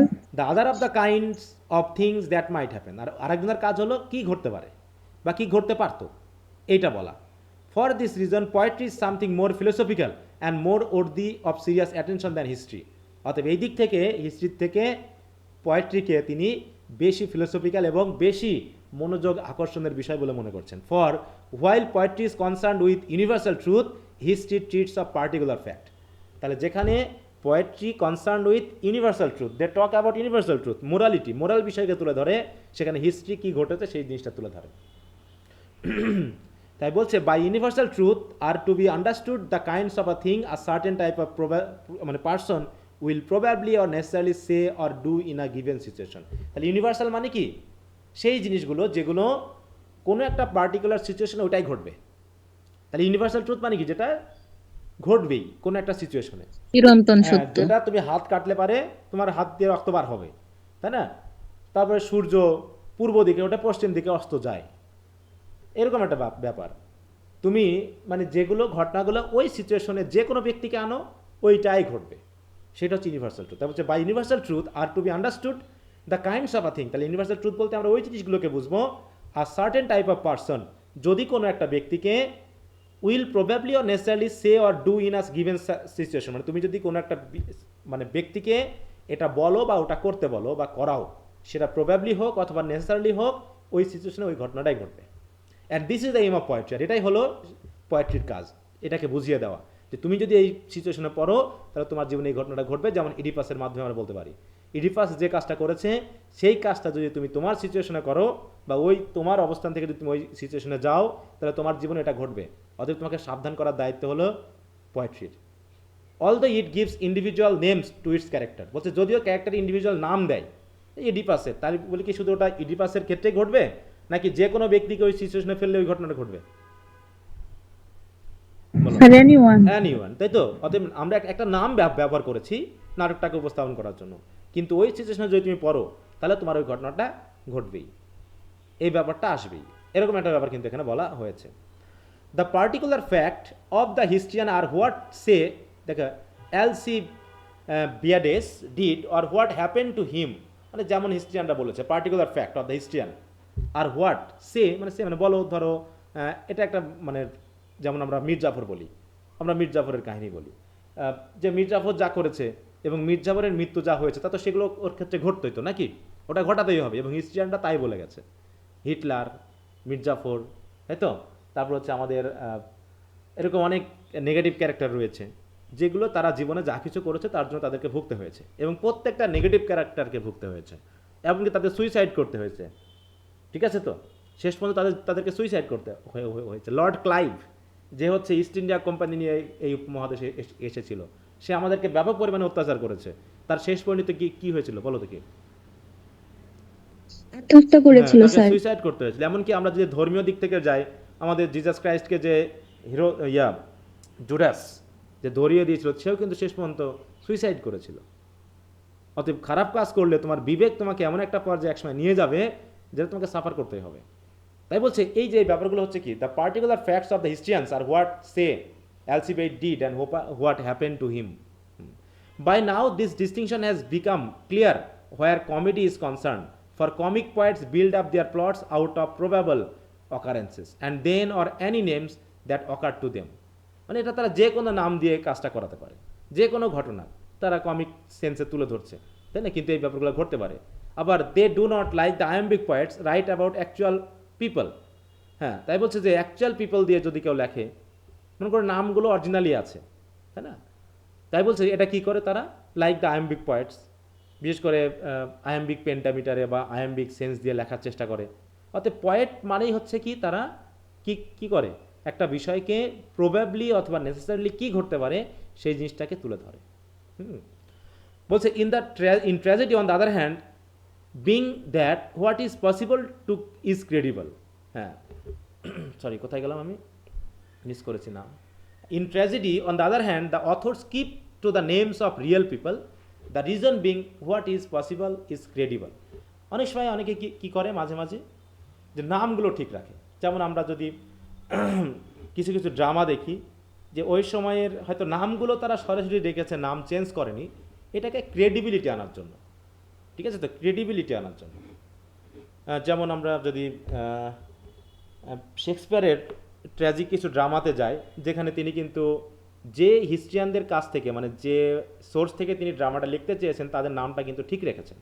যদিও হ্যামলেট, ম্যাকবেথ এই নামগুলো অরিজিনাল নাম না, কিন্তু এমনি হিস্ট্রিক্যাল যে ট্র্যাজেডিগুলো আছে, হ্যাঁ, ওগুলো যেমন হেনরি দ্য 8 বা Henry the 6, Henry the 4, Edward the 2, Edward the 3, এই যে নামগুলো, অনেক সময় অনেক ট্র্যাজেডিয়ান আছে যারা কি করেছে, ওই নামগুলোকে চেঞ্জ করেনি, keeps to the odd names of the people, তাই তো অরিজিনাল পিপলের নাম লিখেছে জাস্ট ওর ভিতরে একটা ক্রেডিবিলিটি আনার জন্য।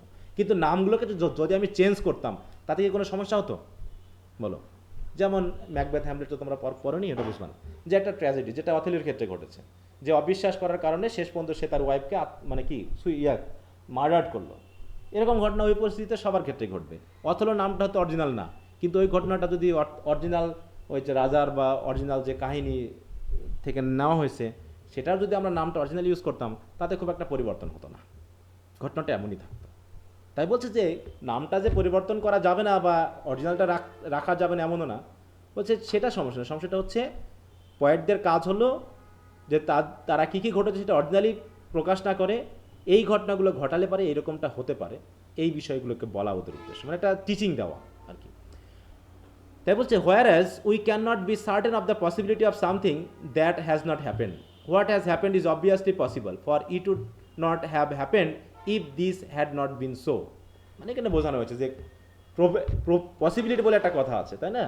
বলছে we can not be certainly of the possibility of something that has not happened. তাহলে যা কিছু ঘটেনি তার পসিবিলিটি সম্পর্কে আমরা সার্টেন হতে পারবো বলো? যা কিছু কখনোই ঘটেনি, যা কিছু নাই, সেটা নিয়ে কথা বলে আমাদের লাভ আছে বলো? সেই বিষয়ে আমরা সার্টেনই হতে পারবো না। অতএব যা কিছু ঘটেছে তার উপর ভিত্তি করে আমরা একটা বিবেচনা করতে হবে। What has happened is obviously possible. অতএব যা কিছু ঘটেছে তার মানে এটা ঘটার মতোই, এই কারণে ঘটেছে। If would not have happened if this had not been so, তাহলে যদি না ঘটতো তাহলে এই ঘটনাটা ঘটতো না। তার মানে যা ঘটেছে তা ঘটার সম্ভাবনা আছে বলেই ঘটেছে, আর যেটা ঘটেনি সেটা সম্ভাবনা নাই বলেই ঘটেনি। অতএব যা কিছু ঘটমান পৃথিবীতে তার অবশ্যই ঘটার কোনো কারণ আছে, সেটা নেসেসিটি হোক অথবা প্রবাবিলিটি হোক। সেটা প্রবাবল কোনো কারণে ঘটেছে অথবা প্রয়োজনে ঘটেছে। এখন স্যার বলতে পারে, স্যার মশা কেন সৃষ্টি হলো, ঈশ্বর কেন মশা সৃষ্টি করলেন? হয়তো আমরা এখনো জানি না ওটা তিনি কোন কারণে সৃষ্টি করেছেন, কিন্তু প্রয়োজন আছে বলে তিনি সৃষ্টি করেছেন, তাই না? ব্যাপারটা ঠিক এরকম। অতএব যা কিছু ঘটেছে তা ঘটার কারণ আছে বলেই ঘটেছে, যা কিছু ঘটেনি তার কারণ নাই বলেই ঘটেনি। ব্যাপারটা এরকম। অতএব সেটা নাম চেঞ্জ করি আর না করি তা দিয়ে কোনো কিছু যায় আসে না। বলছে nevertheless even in some tragedies only 1 or 2 of the names are well known and the rest are fictitious. এই জন্য ট্র্যাজেডির ক্ষেত্রে যদি আমরা যাই, দেখা যাবে 2-3টা নাম আমরা পাবো যদি আমরা সারা পৃথিবীর সবগুলো ট্র্যাজেডি খুঁজে এক জায়গায় করি, যে তাদের নামটা হয়তো হিস্ট্রিক্যাল দিক থেকেও পরিচিত, এটা আমরা জানি। যেমন হচ্ছে একটা নাম বলছিলাম শেক্সপিয়ারের লেখা, ক্লিওপাট্রা। ক্লিওপাট্রা কি, উনি একদম বাস্তবিত একটা রানী ছিলেন, তাই না, মিশরের? বলো, জানো এর নামটা? হ্যাঁ, হ্যাঁ, তাহলে ওনার নামটা আমরা জানি যে উনি আসলে মিশরের একজন রানী ছিলেন এবং তিনি কি ঘটাইছেন সেটা আমরা জানি। এগুলো হচ্ছে ওয়েল নাম। তারপর হচ্ছে জুলিয়াস সিজার, তাই তো, ওনার একটা হিস্ট্রিক নাম আছে। এগুলো তারপর এরকম অনেকগুলো নাম আছে যেগুলো আমরা হিস্ট্রির দিক থেকেও জানি, কিন্তু অধিকাংশ ট্র্যাজেডিতে কি দেখা যাচ্ছে নাম আর ফিকটিশাস। ফিকটিশাস মানে কি, ফিকশনাল, যে নামগুলো আসলে বানানো হয়েছে। And indeed there are some in which nothing is familiar. আবার কিছু নাম আছে সে ফিকটিশাস হোক আর যাই হোক আমরা তার জানিও না নামগুলো, ঠিক আছে তো? যেমন অ্যাগাথনস, হ্যাঁ, এনথিয়াস। এই এনথিয়াস নামটা যে কোত্থেকে নিয়ে আসছে, কোন হিস্ট্রি থেকে নিয়ে আসছে সেটা আমরা জানি না। In which both the incidents and the names are fictitious, পুরোটাই কাল্পনিক, এর কোনো ঐতিহাসিক ব্যাকগ্রাউন্ড আছে বলে আমরা জানি না। The play is none the less well liked for it, তাই বলে তার নাম জানি না বা কোন সোর্স থেকে নামটা আনা হয়েছে বা কাহিনীটা কোন সোর্স থেকে আনা হয়েছে এইগুলো জানি না বলে কি আমরা নাটকটা পছন্দ করি না? বলো, অবশ্যই করি, তাই না? কারণ সে কাহিনী ফিকটিশাস হোক আর নামটা ফিকটিশাস হোক, কাহিনী যদি ভালো হয় তাহলে এমন না যে ওই আমরা কিছু জানি না, ব্যাকগ্রাউন্ড জানি না বলে আমরা নাটকটা পছন্দ করি না। যেমন অ্যাজ ইউ লাইক ইটের ব্যাপারটা বলি, বা ইডিপাস রেস্কের ব্যাপারটা বলি, বা হচ্ছে তোমার রাইডার্স টু দ্য সিয়ের ব্যাপারটা বলি, বা হচ্ছে আমরা যদি এদিকে দ্য লায়ন অ্যান্ড দ্য জুয়েলের কথা বলি, এদের কাহিনী বা এই বিষয়গুলো তো আমরা জানি না। আমরা জানি বলো বাংলাদেশে থেকে ওদের ব্যাকগ্রাউন্ড ইতিহাসটা কী ছিল, রাইটার কোন সোর্স থেকে নিয়েছেন, আমরা জানি কি এগুলো?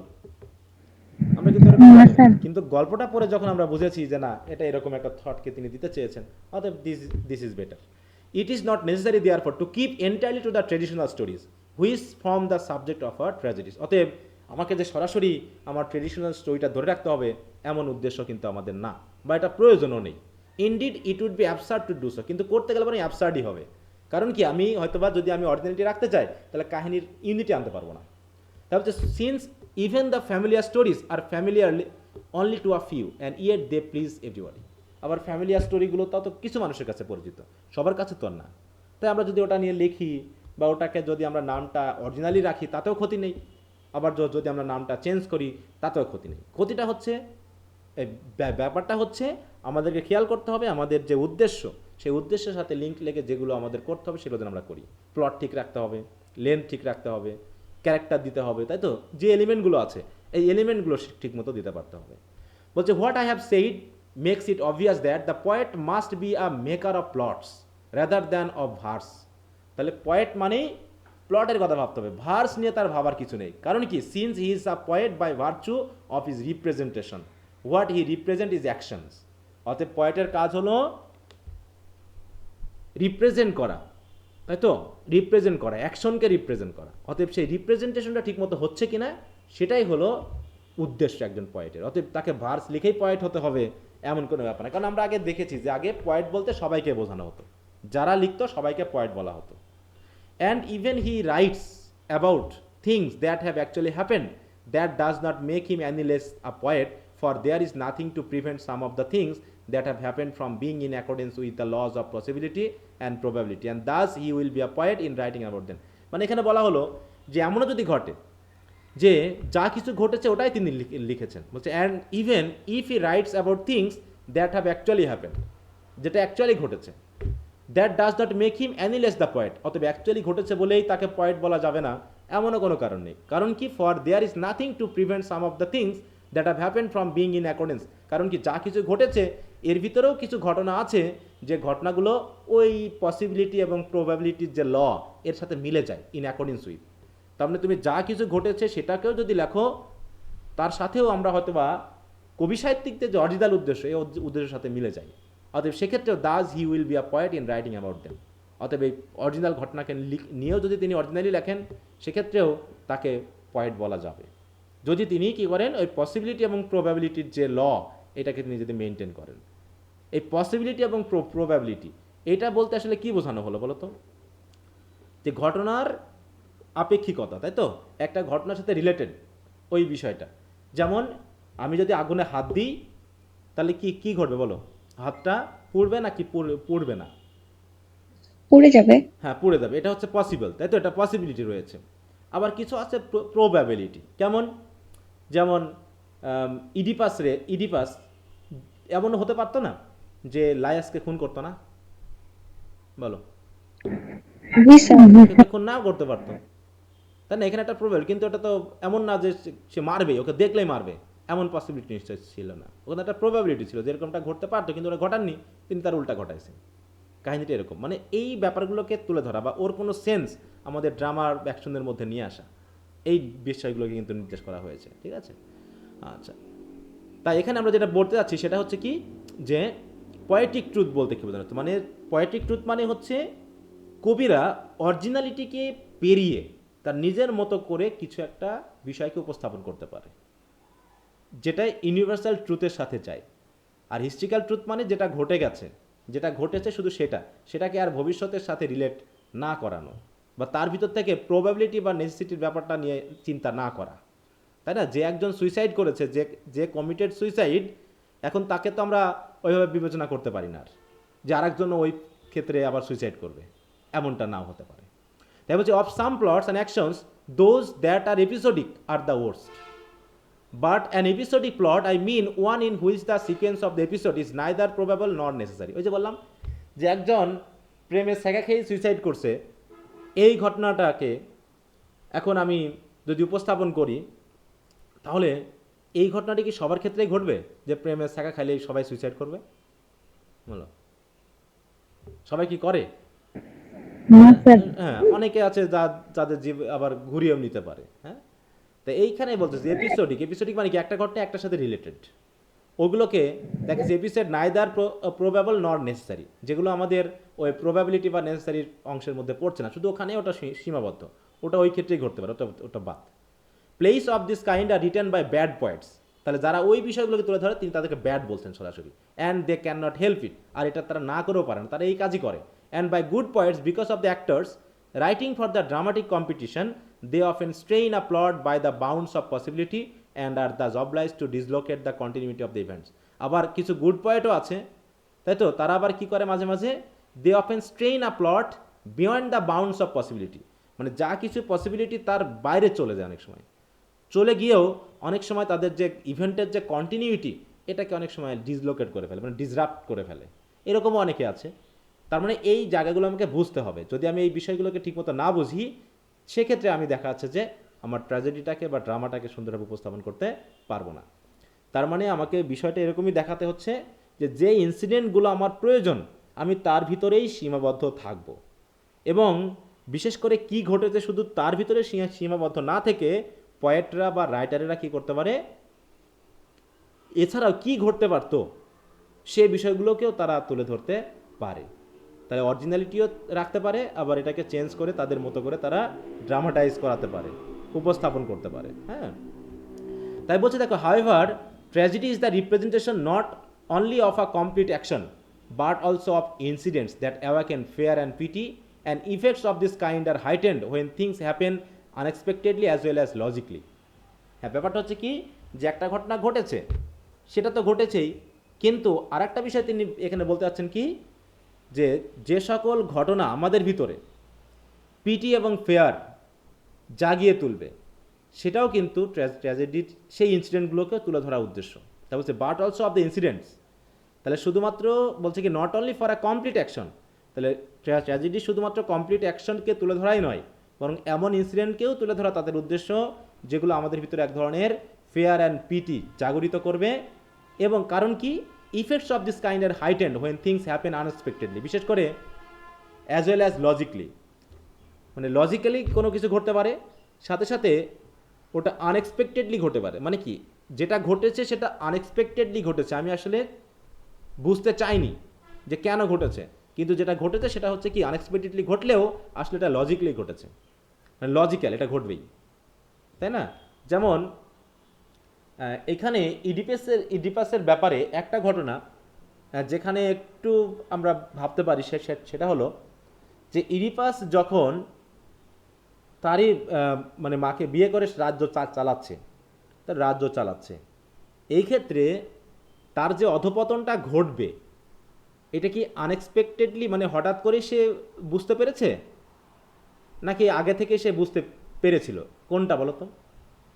মানে তার যে ঘটনাটা, তার যে অধপতনটা হলো, এই অধপতনটা কি সে ভেবেছিল যেটা হবে? চলো, না স্যার, সে কিন্তু ভাবেনি, না স্যার। তাহলে এটা আনএক্সপেক্টেডলি ঘটেছে। কিন্তু এই ঘটনাটা কি, যেটা ঘটেছে আনএক্সপেক্টেডলি হলেও এটা কি লজিক্যাল ছিল নাকি ইলজিক্যাল ছিল? তার এই অধপতনের জন্য এটা অবশ্যই লজিক্যাল ছিল, কারণ সে একটা অপরাধ করেছে। তাহলে সে হয়তো এতদিন বুঝতে পারেনি, তাই ঘটনাটা আনএক্সপেক্টেড হয়েছে, কিন্তু ঘটনার ভিতরে একটা লজিক্যাল, মানে কি লজিক ছিল আর কি, যে এটা ঘটবে। তাই বলছে যে দেখো, কারণ কি effects of this kind are heightened মানে কি ইফেক্টটা আরও বেশি মাত্রাতিরিক্ত হয়ে যায়, আমাদের কাছে আরও বেশি আপিলিং হয়ে যায় when things happen unexpectedly as well as logically. তাহলে অপ্রত্যাশিত কিন্তু যৌক্তিকভাবে ঘটে, যেটা ঘটার দরকার ছিল তাই ঘটেছে, এমনটা যদি হয় তাহলে আমাদের ভিতরে পিটি এবং ফেয়ার আসবে। কিন্তু যেটার ভিতরে কোনো লজিক নেই কিন্তু অপ্রত্যাশিতভাবে ঘটেছে, সেটা নিয়ে তো আমাদের কোনো কাহিনী নেই, ওটা যে ওর ক্ষেত্রে ঘটেছে আমার ক্ষেত্রে নাও ঘটতে পারে। For then they will be more remarkable than if they seem merely mechanical and accidental. তাহলে কোনো ঘটনা যদি শুধু আনএক্সপেক্টেডলি এবং অ্যাক্সিডেন্টাল হয়, তাহলে এগুলো নিয়ে আমাদের ভিতরে কোনো মানে পিটি ফেয়ার আসবে না, যেগুলো মেকানিক্যাল অ্যাক্সিডেন্টাল হলে পারে। ঠিক আছে, তো এটা আমাদের ভিতরে কোনো রকম কোনো মানে ভয় আতঙ্ক কিছুই সৃষ্টি করবে না। কিন্তু এমন কোনো কাহিনী যেগুলো আমরাও করছি, এখনও ঘটেনি কিন্তু লজিক আছে, অবশ্যই ঘটবে। তাহলে সেগুলোর দিক থেকে আমাদের ভিতরে এক ধরনের ভয় তৈরি হবে যে আমার জীবনেও তো এটা ঘটতে পারে, এরকম ঘটনা তো ওরা ঘটেছে, তার মানে আমাদের এখানেও ঘটতে পারে, তাই সাবধান না হলে এটা আমাদেরও ঘটবে। এরকম কিছু বিষয়কে তুলে ধরা, তার মানে একটা শিক্ষা দেওয়া, একটা লেসন দেওয়া। হ্যাঁ, indeed even chance occurrences seem most remarkable when they have the appearance of having been brought about by design. When, for example, the status of Midas at Argos killed the man who had caused Midas' death by falling down on him at a public entertainment. Things like this do not seem mere chance occurrences. The plot of this type are necessarily better than others. মানে এখানে দেখানো হচ্ছে একটা কাহিনী যে আর্গসে the statue of Midas at Argos killed the man who had caused Midas' death. মানে দেখানো হচ্ছে এই যে মিটি বলে একজন ব্যক্তি বা রাজা, তার একটা স্ট্যাচু আছে, বুঝতে পারছো? আমরা যদি ভাবি যে ওইটা আমরা যদি অ্যাজ ইউ লাইক এটা ফিরে যাই, তাই তো, ডিউক সিনিয়র, মনে করো তার ছোটো ভাই হচ্ছে ফার্ডিনান্ড। এখন ফার্ডিনান্ড মনে করো কোনোভাবে তার ভাই ডিউক সিনিয়রকে মেরে ফেলেছে, হত্যা করেছে। হত্যা করার পর সে যাতে জনগণ না বুঝতে পারে সেই জন্য কী করেছে, তার ভাইয়ের মানে কি বলে সম্মানে সে একটা স্ট্যাচু বানিয়েছে। ঠিক আছে, তার ভাইয়ের সম্মানে একটা স্ট্যাচু বানিয়েছে। এখন একদিন হয়েছে কি, ওই স্ট্যাচু গিয়ে ওই তার মানে ফার্ডিনান্ডকে মেরে ফেলেছে। কিভাবে? মানে গিয়ে মানে ওই স্ট্যাচুটা পড়ে তার গায়ের উপরে পড়ে সে মারা গেছে। কীভাবে? Falling down on him at a public entertainment. ঠিক আছে, তো তাহলে এইখানে যে ঘটনাটা ঘটলো, তাই বলছে যে দেখো, the statue of Mitys at Argos killed the man who had caused Mitys death, যার কারণে তার মৃত্যু হয়েছে, by falling down on him at a public entertainment. Things like this do not seem mere chance occurrence. এখন একটা জিনিস ঘটতো, এই যে স্ট্যাচুটা গিয়ে তার গায়ের উপরেই পড়লো যে তাকে হত্যা করেছে, তাহলে এটা কি শুধু চান্স অকারেন্স হতে পারে, না এর পিছনে কোনো কারণ আছে? ক্রাইম পেট্রোল দেখলে আমরা হয়তো বুঝতে পারবো যে এর ভিতরে কোনো ঘটনা আছে অবশ্যই। তাহলে স্ট্যাচু কি আসলে তাকে মারতে পারে আর তার গায়ের উপরেই পড়বে? বলো, এরকম ঘটনাটা মানে যদি আমরা চান্সেও ধরি, কত পার্সেন্ট হতে পারে চান্স? নাকি এর পিছনে কোনো কারণ আছে যে ঘটনাটা ঘটিয়েছে? বলো। অনেক সময় দেখাচ্ছে না, ওই যে তোমার ক্রাইম পেট্রোল দেখলে বুঝতে পারবা যে অনেকে ভাগ্যের উপর দিয়ে কিছু চালাতে চায়, কিন্তু যখন অরিজিনালি এটার পিছনে ঘটনাটা খুঁজে দেখা যায়, তখন দেখা যায় যে এর পিছনে কোনো কারণ আছে। এরকমটা হয় না? তাই বলছে যে এই যে তাহলে যে তাকে হত্যা করেছে, স্ট্যাচুটা তার গায়ের উপরেই পড়ে তাকে মেরে ফেলেছে, তা আবার একটা পাবলিক এন্টারটেনমেন্টে এসে, এরকম মানে ঘটনাটা যে শুধুমাত্র চান্সে ঘটবে বা অ্যাক্সিডেন্টালি ঘটবে এরকমটা মনে করা যায় না, কারণ এর ভিতর নিশ্চয়ই কোনো লিঙ্ক আছে, কেউ এটাকে প্লট বানিয়ে কাজটা করেছে। The plot of this type are necessarily better than others. তাহলে এই জাতীয় যে ঘটনাগুলো, যার ভিতরে একটা সাসপেন্স থাকবে, হয়তো একটা ঘটনা থাকবে, পিছনের ঘটনার সাথে লিঙ্ক থাকবে, লিঙ্ক করার মাধ্যমে একটা প্রবাবল একটা ঘটনা থাকবে, এরকম যদি কোনো প্লট আমরা বাছাই করতে পারি, তাহলে দেখা যাচ্ছে কি সেই প্লটগুলো ট্র্যাজিক ড্রামার ক্ষেত্রে খুবই প্রয়োজনীয় হয়ে দাঁড়ায়, বা এগুলোই এই ড্রামাগুলো মোটামুটি আকর্ষণীয় হয়। মোটামুটি অ্যারিস্টটলের মতে তিনি এই কথাটা বলতে যাচ্ছেন। হ্যাঁ, তো এখানে আমরা যেটা পেলাম সেটা হচ্ছে কি, যে পোয়েটিক ট্রুথ এবং হিস্ট্রিক্যাল ট্রুথের মধ্যে পার্থক্য হলো, হিস্ট্রিক্যাল ট্রুথ মানে যা কিছু ঘটেছে সেটাকে সরাসরি বলা, আর পোয়েটিক ট্রুথ মানে হলো যা কিছু ঘটেছে সেটাকে বেজ করে তার সত্য কাহিনীকেও তুলে ধরে হোক, অথবা কবিতার নিজের মতো করে নাম চেঞ্জ করে বা কাহিনী একটু পরিবর্তন করে ওখানকার ইউনিভার্সাল ট্রুথটা কী হতে পারত সেইটাকে তুলে ধরার যে কাজটা করে থাকে, সেটাকে আমরা বলছি পোয়েটিক ট্রুথ। মানে সেই ট্রুথটা পয়েট নিজে ক্রিয়েট করেছে। হ্যাঁ, পোয়েটিক ট্রুথকে আমরা ইউনিভার্সাল ট্রুথ বলেই মনে করছি। তারপর সিম্পল এবং কমপ্লেক্স প্লট, এটা আমরা একটু দেখি, আরও রিভার্সালে আসবে। আমরা আজকে মোটামুটি 12 পর্যন্ত পড়তে পারি কিনা দেখি। হ্যাঁ, 10:30 পর্যন্ত আমরা যতটুকু যাই। আচ্ছা, সিম্পল এবং কমপ্লেক্স প্লট খুবই সহজ একটা বিষয়। সিম্পল প্লট, সিম্পল মানে সিম্পল, যার ভিতরে কোনো প্যাঁচকুচ নাই, তাই তো এরকম বলছে। Some plots are simple and some complex for the obvious reason that the actions of which they are representation are of one or other of this kind. তাহলে ড্রামা হলে পারেই হয় সিম্পল প্লট হবে, না কমপ্লেক্স প্লট হবে, এই তো। তাই বলছে হুইচ দে আর রিপ্রেজেন্টেশন, তার মানে অ্যাকশনগুলো যে যার রিপ্রেজেন্টেশন সেগুলোর হয় ওয়ান অর আদার টাইপ, মানে কি হয় সিম্পল হবে না হয় কমপ্লেক্স হবে। By simple action I refer to one which is single and continuous in the sense of my earlier definition. And in which the change of fortune comes without a reversal or discovery, মানে যেখানে হচ্ছে যে একদম simple কাহিনী, এখানে কোনো reversal বা ডিসকভারির প্রয়োজন নেই। যেমন আমরা ইডিপাসে পেলাম রিভার্সাল এবং ডিসকভারি, এই দুটোর মধ্যে পার্থক্য কি আমরা আসলে সেটা পরে তারপর দেখবো। এই জায়গায় আছে রিভার্সাল, ডিসকভারি এবং ক্যালামিটি, এটা পরে তারপর জায়গায় যাচ্ছি। মানে মূল কথা এটুকু ধরে রাখো যে প্লটের ভিতরে কোনো রিভার্সাল বা ডিসকভারি নাই, সিম্পল শুরু থেকে শেষ পর্যন্ত ঘটনাটা খুবই স্মুথ, কোনো রকম চেঞ্জ হয়নি, পরিবর্তন হয়নি, একদম সরাসরি গিয়ে অ্যাক্সিডেন্ট করার মতো অবস্থা, সেটা হচ্ছে সিম্পল প্লট। আর কমপ্লেক্স হচ্ছে কি, a complex action is one in which the change is accompanied by a discovery or a reversal or by both. আর যার ভিতরে ডিসকভারি বা রিভার্সাল থাকবে এমন একটা প্লটকে আমরা বলবো হচ্ছে complex plot. This should develop out of the very structure of the plot so that they are the inevitable or probable consequence of what has gone before. মানে এটা হচ্ছে আগে যেগুলো বলা হয়েছে সেগুলো নিয়ে কথা বলা হচ্ছে, যে ঘটনাটা যেমনই হোক না কেন আমার প্লটগুলো নির্ভর করবে কাদের উপরে, ওই পয়েন্টদের উপরে বা হচ্ছে ড্রামাটিস্টদের উপরে, তারা কিভাবে আসলে নিয়ে আসবে। For there is a big difference between what happens at a result of something else and what merely happens after it, যেটা আমরা পোয়েট্রিক ট্রুথ বা ইউনিভার্সাল ট্রুথে বললাম। মানে পোয়েট্রিক ট্রুথে আমরা কি করব, একটা জিনিস ঘটেছে, সে ঘটনাটাকে বিভিন্ন ইনসিডেন্টের মাধ্যমে আমরা কি করতে পারি, তার প্রবাবল বা হচ্ছে পসিবিলিটি বা হচ্ছে নেসেসিটি, এই ব্যাপারটাকে আমরা তুলে ধরে যে পোয়েটিক ট্রুথটাকে দেখাবো, এর জন্য যে আমাদের ডিসকভারি বা রিভার্সাল প্রয়োজন, এইগুলোকে যদি আমরা অ্যাড করি তাহলে সেটা হয়ে যাবে কমপ্লেক্স প্লট। আর যদি মনে হয় যে না এমন কিছুর প্রয়োজন নেই, সিম্পলি ঘটনাটা ঘটে গেছে, সেটা হচ্ছে সিম্পল প্লট। যেমন আমরা যদি বলি ইডিপাসটা হচ্ছে কি, ইডিপাসটা হচ্ছে আমাদের কোন জাতীয় বলতো, সিম্পল না complex? Reversal and discovery complex, আছে, তাহলে কমপ্লেক্স। আর যদি আমরা বলি রাইডার্স টু দ্য সি, তখন কি দাঁড়াচ্ছে বলতো?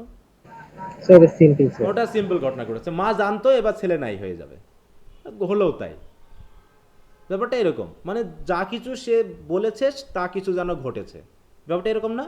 মানে এর ভিতরে কোনো কিছু যেন আলাদা করে প্রয়োজন হয়নি, একদম সিম্পল প্লটের ভিতরে হয়ে গেছে এবং ওয়ান অ্যাক্ট প্লে ওটা কিন্তু। হ্যাঁ, আচ্ছা তাহলে আমরা দেখি রিভার্সাল, ডিসকভারি এবং ক্যালামিটি কি সেটা আমরা একটু দেখি। ইডিপাস যেহেতু আমরা পড়েছি তাহলে আমরা সহজে বুঝতে পারবো। As has already been noted, or reversal is a change from one state of affairs to its opposite. মানে সে ছিল কি, তার রাজ্যে, ইডিপাস তার রাজ্যে ছিল কি একটা আশীর্বাদের মতো না, সে যেন তাদেরকে রক্ষা করেছে, কিন্তু ঘটনাটা শেষ পর্যায়ে কি দাঁড়ালো, সেই হয়ে গেল সবচেয়ে বড় এনিমি না তার স্টেটের জন্য, তার কারণে এত কিছু ঘটেছে। অথবা হতে পারে যে ইডিপাস যে ভাবছিল যে নিজে, সে ভাবছিল কি সে এইগুলোর জন্য দায়ী নয়, যদিও টাইরিসিয়াস তাকে বারবার বলছিল যে আপনি দায়ী, আপনি দাবি, কিন্তু সে এই জিনিসটা স্বীকার করতে চায়নি। সে মনে করছিল যেন টাইরিসিয়াসই দায়ী বা ক্রিয়ন দায়ী, কিন্তু ঘুরে পুরো অপোজিট হয়ে গেল। তাহলে যে আসলে দোষারোপ করছিল সে নিজেই দোষী হয়ে গেল। এইগুলো হচ্ছে রিভার্সাল। রিভার্সাল মানে কি এক অবস্থান থেকে আর এক অবস্থানে চলে যাওয়া। তারপর as had already been said, or reversal is a change from one state of affairs to its opposite, one which confirms as I have said to probability and necessity, যেটা আমার ওই প্রবাবিলিটি এবং নেসেসিটি রুলসের সাথে মিলে যাচ্ছে, মানানসই হচ্ছে। In Oedipus for example, the messenger who came to cheer Oedipus, যে মেসেঞ্জার এসেছিল ইডিপাসকে খুশি করার জন্য, এই সংবাদ দিবে যে তার বাবা মারা গেছে, মানে সে পালিত বাবা, এবং relieve him of his fear about his mother did the very opposite by revealing to him who he was. তাহলে তার বাবার সংবাদটা দেওয়ার পর যখন সে প্রকাশ করলো যে যাকে সে মা মনে করে সে তার আসল মা না, এইটা বলার পরপরই একদম যে ভয় পাচ্ছিল সে ভয় মুক্ত করতে এসে সেই ভয়টাকে আরো বেশি বাড়িয়ে দিল বা একদম তাকে কাছে প্রকাশ করে দিল আসলে তুমি সেই ব্যক্তি। ঠিক আছে, তো এইটা হচ্ছে একটা রিভার্সাল, আমি যা করতে চেয়েছিলাম বলার পর তার ভিন্ন ঘটনা ঘটে গেল। আচ্ছা, লাইসিনাস এটা আমাদের দরকার নেই, এটা গল্প আমরা পড়ি না যেহেতু। As the word itself indicates, অন্যদিকে ডিসকভারি কি, আর discovery is a change from ignorance to knowledge, মানে জানা, একটা জিনিস আমাদের কাছে অজানা ছিল সেটা জানাই হলো কি ডিসকভারি। ইনভেনশন আর ডিসকভারির মধ্যে পার্থক্য কি কেউ জানো? ইনভেনশন এন্ড ডিসকভারি দুটার মানে তো আবিষ্কার। আর যার অস্তিত্ব ছিল না নতুন করে সৃষ্টি হওয়াকে ইনভেনশন বলে, হ্যাঁ, আর যেটার অস্তিত্ব ছিল এটাকে পুনরায় সাজানো অথবা মানে নলেজে নিয়ে আসা, কারো সামনে knowledge নেওয়াকে যেমন হচ্ছে discovery বলছে। দ্য ডিসকভারি অফ আমেরিকা, তাই তো, আমেরিকা আবিষ্কার করে জনগণের সামনে, এটা হচ্ছে ডিসকভারি অফ আমেরিকা। বাস। আর invention of television, mobile phone হচ্ছে ইনভেনশন। হ্যাঁ, আচ্ছা, তো সেরকম এখানে ডিসকভারি মানে কি, যেটা ছিল আগে সেটাকে প্রকাশ করে দেওয়া, ইগনোরেন্স টু নলেজ, আমি জানতাম না জানাই দিলাম, যে তুমি সেই খুনি লায়াসের, তুমিই খুন করেছো। অতএব সে জানতো না, তাকে জানিয়ে দেওয়া হলো, এবং এই জানানোর জন্য কয়েকটা ঘটনা কিন্তু ঘটাতে হলো, এবং যে ঘটনাগুলো লিঙ্ক আছে। অতএব ইডিপাসের এমন কোনো কাহিনী নেই যেটা বাদ দেওয়া যেত, যে বাদ দিলে পারে নাটকটার কোনো ক্ষতি হতো না। প্রত্যেকটাই কিন্তু এর সাথে জড়িত ছিল, তার related. And its leads either to love or hatred between person destined for good or ill fortune. তাহলে এই যে ডিসকভারি হওয়ার কারণে হয়তো সবাই তাকে ঘৃণা করবে, আর না হয় সবাই তাকে ভালোবাসবে। যেটা কারণ কি, গুড ফরচুন হলে ভালো, আর ইল ফরচুন হলে হেট্রেড সৃষ্টি হবে। তাহলে ইডিপাসের ক্ষেত্রে কি ঘটনা ঘটলো, যে ডিসকভারির কারণে সবাই তাকে ঘৃণা করতে শুরু করলো। যে কোরাস একসময় খুব প্রশংসা করছিল ইডিপাসের, সেই কোরাসই তাকে গালাগালি শুরু করলো পরে, তাই না? ব্যাপারটা এরকম। The most effective form of discovery is that which is accompanied by reversal like the one in Oedipus. তাহলে ডিসকভারি এবং রিভার্সাল কিন্তু সাথে সাথেই ঘটে থাকে, কারণ ডিসকভারির কারণে তো রিভার্সালটা আসে, তাই না? যে ডিসকভারি হলো কি, সে যখন ইডিপাস যখন জানতে পারলো যে সে পলিবাসের সন্তান না, এটা হলো ডিসকভারি। ঘটনাটা রিভার্স হয়ে গেল, যে তাহলেই সে খুনি। তাহলে সে একসময় এডিপাস বা ক্রিয়নকে খুনি বলে দায়ী করছিল, তার এই ডিসকভারির কারণে রিভার্সালটা হয়ে গেল। তাই বলছে এটা একটা ইডিপাস হচ্ছে একটা ভালো উদাহরণ। There are of course other forms of discovery for what I have describe may happen in relation to inanimate or trifling object. বলছে আরও অনেক কাহিনী আছে, ওগুলো নিয়ে কথা বলছি না। Moreover it is possible to discover whether a person has done something or not. বলছে এটাও ডিসকভারি করা সম্ভব যে পার্সনটা করেছে কি করেনি, যেটা আমরা ইডিপাসে পেয়েছি। But the form of discovery most essentially relate to the plot and action of the play is the one described above, যেটা এডিপাসের কথা বলছে। For a discovery of this kind in combination with a reversal will carry with it either pity or fear. তাহলে আমরাও মনে করতে পারি, আমরা মনে আমাদের আসল পিতামাতার সন্তান না, আমরা যাদেরকে আসল মনে করছি এটা আসল নাই, তাই যদি মনে করতে পারি, এরকম একটা পিটি ফেয়ার সৃষ্টি করতে হবে। And it is such actions as this that according to my definition tragedy represent. তাহলে ট্র্যাজেডি আসলে এই ধরনের অ্যাকশনকেই রিপ্রেজেন্ট করে থাকে, যেখানে ডিসকভারি থাকবে, যেখানে রিভার্সাল থাকবে, এবং ইনসিডেন্টের মাধ্যমে দর্শকদের মধ্যে এক ধরনের পিটি এবং ফেয়ার জাগরিত হবে, তাই তো?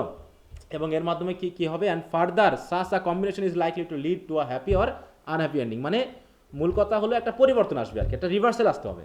যদি কোনো রিভার্সাল না থাকে তাহলে আসলে সেইখানে আমরা ট্র্যাজেডি বলতে পারছি না। এই জন্য আমরা কি ক্লাসিক ডেফিনেশন অনুসারে, আমরা তো এই প্রশ্নটা পড়েছিলাম মনে হয়, তাই না? তোমাদের মনে আসেনি? রাইডার্স টু দ্য সিতে ক্লাসিক্যাল ড্রামা আমরা ওকে বলতে পারি কিনা, classical setting, modern drama in a classical setting. এটা আমরা কিছু ক্ষেত্রে বলতে পারি, কিছু ক্ষেত্রে বলতে পারি না, তাই না? কারণ গ্রিক ট্র্যাজেডিতে কি থাকতে হবে, একটা পরিবর্তন, হ্যাপিনেস টু আনহ্যাপিনেস, এই ব্যাপারটা থাকতে হবে। কিন্তু রাইডার্স টু দ্য সিতে আমরা কিন্তু ওই জিনিসটা পাই নাই, পুরোটাই আমরা আনহ্যাপিনেসের গন্ধ পেয়েছি একদম শুরু থেকে শেষ পর্যন্ত। আচ্ছা, এবার এই ঘটনাটা ঘটবে কেমনভাবে সেটা এখানে বলা হয়েছে, যে আমরা ইডিপাস পড়েছি, আর আমার মনে হয় এটুকু পড়ার দরকার আছে। অতএব two elements of plot then reversal and discovery turn upon such incidents as this, আর থার্ড ইজ সাফারিং। তাহলে ক্যালামিটি আসছে না, আমাদের তৃতীয় এলিমেন্ট কি, reversal, discovery and a calamity. আচ্ছা, রিভার্সাল থেকে কি ডিসকভারি হয়, নাকি ডিসকভারি থেকে রিভার্সাল হয়, কোনটা? ডিসকভারি থেকে রিভার্সালটা হয়, তাই তো? তাই বলছে যে আর ডিসকভারি এবং রিভার্সালের কারণেই তো মেনলি চলে আসে হয় হ্যাপিনেস না হয় আনহ্যাপিনেস। কিন্তু যেহেতু আমরা আছি কিসে বলো তো, কমেডি নাকি কোনটাতে? হ্যাঁ, তাহলে কোনটা ঘটবে? তাহলে কোনটা ঘটবে, হ্যাপিনেস ঘটবে না স্যার। হ্যাঁ, অতএব অটোমেটিক হ্যাঁ সাফারিং চলে। আমরা যেহেতু কথা বলছি হচ্ছে ট্র্যাজেডির এলিমেন্ট নিয়ে, অতএব আমরা আর ওই যে মিজারি টু হ্যাপিনেস এটা আসছি না, আমরা আসছি হ্যাপিনেস টু মিজারি। অতএব আর থার্ড ইজ সাফারিং, অতএব থার্ড ঘটনাটা অটোমেটিক তৈরি হয়ে যাবে, or calamity. Of this three reversal and discovery have already been describe, মানে ডিফাইন, আমি তো বলে ফেলেছি রিভার্সাল ডিসকভারি কি। আর ক্যালামিটি কি?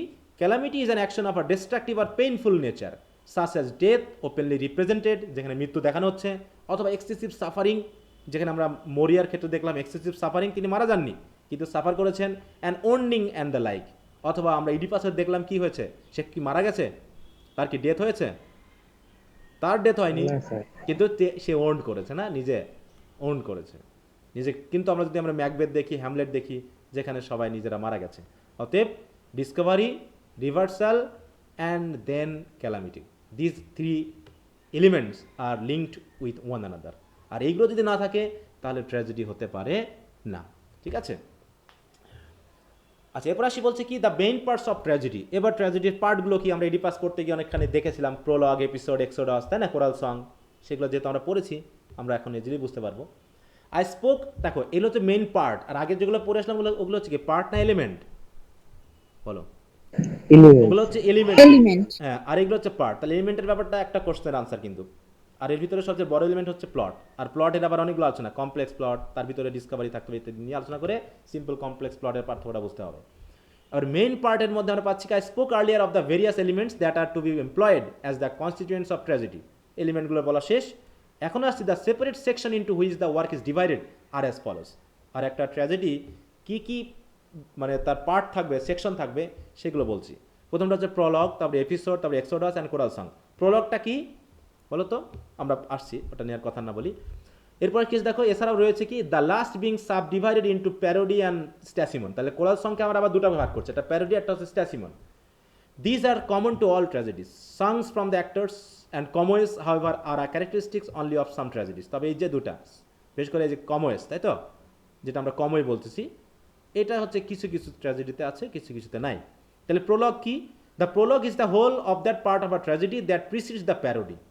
তাহলে প্যারোডি হচ্ছে first entry of the chorus. তাহলে কোরাসটা স্টেজে প্রবেশ করে যে গানটা করবে সেটাকে বলা হচ্ছে প্যারোডি। আর প্যারোডির আগ পর্যন্ত রাইটার যে কথাগুলো বলবে, তাই তো, ট্র্যাজেডির শুরুতে রাইটার যে কথাগুলো বলবে সেইগুলো হচ্ছে কি আমাদের প্রোলগ। প্রোলগ মানে কি ইন্ট্রোডাকশন। প্রোলগ হচ্ছে কি ইন্ট্রোডাকশন, ঠিক আছে তো, ট্র্যাজেডিটা শুরু ইনফরমেশন। আর প্যারোডি হচ্ছে কি প্রোলগের পরপর যে এন্ট্রি হবে কোরাসের, এবং তারা এক ধরনের সং করতে করতে স্টেজে আসবে, এইটাকে বলা হচ্ছে parody. An episode is the whole part of that whole of the part of a tragedy that comes between complete choral song. আর প্রত্যেকটা এপিসোড কি, এখানে যেহেতু কোনো অ্যাক্ট আর সিন নেই, এই জন্য আমরা ধরছি কি দুটা করে কোরাল সঙ্গের মাঝে একটা করে যে অংশ, সেটাকে আমরা বলছি কি, সেই পার্টটাকে বলছি আমরা এপিসোড, তাই না? কি একটু বুঝে নাও বিষয়টা। তাহলে প্রোলগ হচ্ছে কি বলো তো, প্রোলগটা কি? হ্যাঁ, আর প্যারোডি হচ্ছে কোরাসদের ফার্স্ট এন্ট্রি। এবার একটা করে কোরাল সং আর একটা করে কোরাল সং, এই দুটা কোরাল সঙ্গের মাঝখানে যে একটা করে কাহিনী আমরা স্টেজে উপস্থাপন করব, এগুলো হবে একটা এপিসোড। আমরা যেন 5-6টা এপিসোড পেয়েছিলাম, তাই না, ইয়াতে ইডিপাসে। এবং বলা হচ্ছে the exode is the whole of that part of a tragedy which is not followed by a song of the chorus. আর শেষে হচ্ছে আমরা একদম কনক্লুডিং বলতেছি, যেটা হচ্ছে তারপরে আর কোনো কোরাস সং থাকে না, সেটা হচ্ছে এক্সোডাস, মানে একদম conclusion. In the choral section the parody is the whole of the first utterance of the chorus. তাহলে ওই যে প্যারোডিতে আমরা পেয়েছি এই যে এন্ট্রি, ফার্স্ট এন্ট্রি, তাই না, ফার্স্ট আটারেন্স, ওইটা হচ্ছে parody. And a stasimon is a choral song without anapestic or trochaic. আর স্ট্যাসিমন বললে আমরা সেই এপিসোডকে বুঝবো, মানে সরি, সেই কোরাল সংগুলোকে বুঝবো যে কোরাল সঙ্গের ভিতরে অ্যানাপেস্ট বা ট্রকেইক যে মিটার মানে ফুট, সেটাকে ব্যবহার করা হয়নি, এইরকম আর কি। আর commos is a passage of lamentation in which both chorus and actor takes place. আর শেষে ওই যে কমেস, যেটা শেষে, যেটাকে আমরা এক্সোডাসও বলছি, যেখানে কোরাস এবং ক্যারেক্টার উভয়ে মিলে একটা ল্যামেন্টেশন করবে, কিসের জন্য, ওই যে ক্ষতিটা বা যে ক্যালামিটিটা হয়েছে তার জন্য, যেখানে অ্যাক্টর এবং কোরাস উভয়ই অংশগ্রহণ করবে। Then these are the separate section into which the body of the tragedy is to divided. I mentioned earlier the elements of which it must be composed. Element বলা হয়েছে আগে, এখন আমি আমার সেকশনটা আমি বললাম। তাহলে সেকশন কয়টা হচ্ছে বলো তো? তাহলে প্রথমে হচ্ছে কি, চারটা, প্রোলগ, এপিসোড, এক্সোডাস, তাই তো, তারপর হচ্ছে প্রোলগ গেল, তারপর হচ্ছে প্যারোডি, তাই তো, Episode. প্যারোডি আছে যেটা প্রোলগের পরে প্যারোডি, মানে কোরাসদের, তাই তো, তারপর হচ্ছে কি এপিসোড। এপিসোডগুলো কখন হয়? আমরা এপিসোড কাউন্ট করব কেমন ভাবে? কোরাস গান গাওয়ার পরে মনে করো যেটা শুরু হবে। হ্যাঁ, তাহলে কোরাল সং মনে করো 1 ধরলাম, তারপর কি হবে একটা এপিসোড 1 হলো, এপিসোড, তারপর আবার কোরাল সং হলো 2, তাই তো, তারপর ধরলাম আবার এপিসোড কত হবে, এপিসোড 2, তাই তো, এইভাবে চলতে আবার বললাম কোরাল সং 3, আবার হলো এপিসোড 3, এবার হবে কোরাল সং 4, এরপরে হচ্ছে আমাদের এক্সোডাস, তাই তো? এটা তো শেষ, কারণ এরপরে আর কোনো কোরাল সং নেই, এরপরে আর কোনো কোরাল সং নেই, ঠিক আছে তো? তাহলে এইভাবে এপিসোড কাউন্ট যত থাকবে এইভাবে কাউন্ট করতে হবে। তারপরে প্রথমে প্রোলগের পর কোরালদের উপস্থিতি, তাই তো? এইখানে কোরাল সংটা আমরা প্যারোডির পরে নিয়ে আসতে পারি, বা এখানে একটা কিছুটা ডায়ালগ দিয়ে আমরা কোরাল সঙ্গে 1-2 করতে পারি। তবে এটাকে প্যারোডি যে কোরাল সং, এটা এক ধরনের কোরাল সং 1 বলে আমরা চালিয়ে নিতে পারি।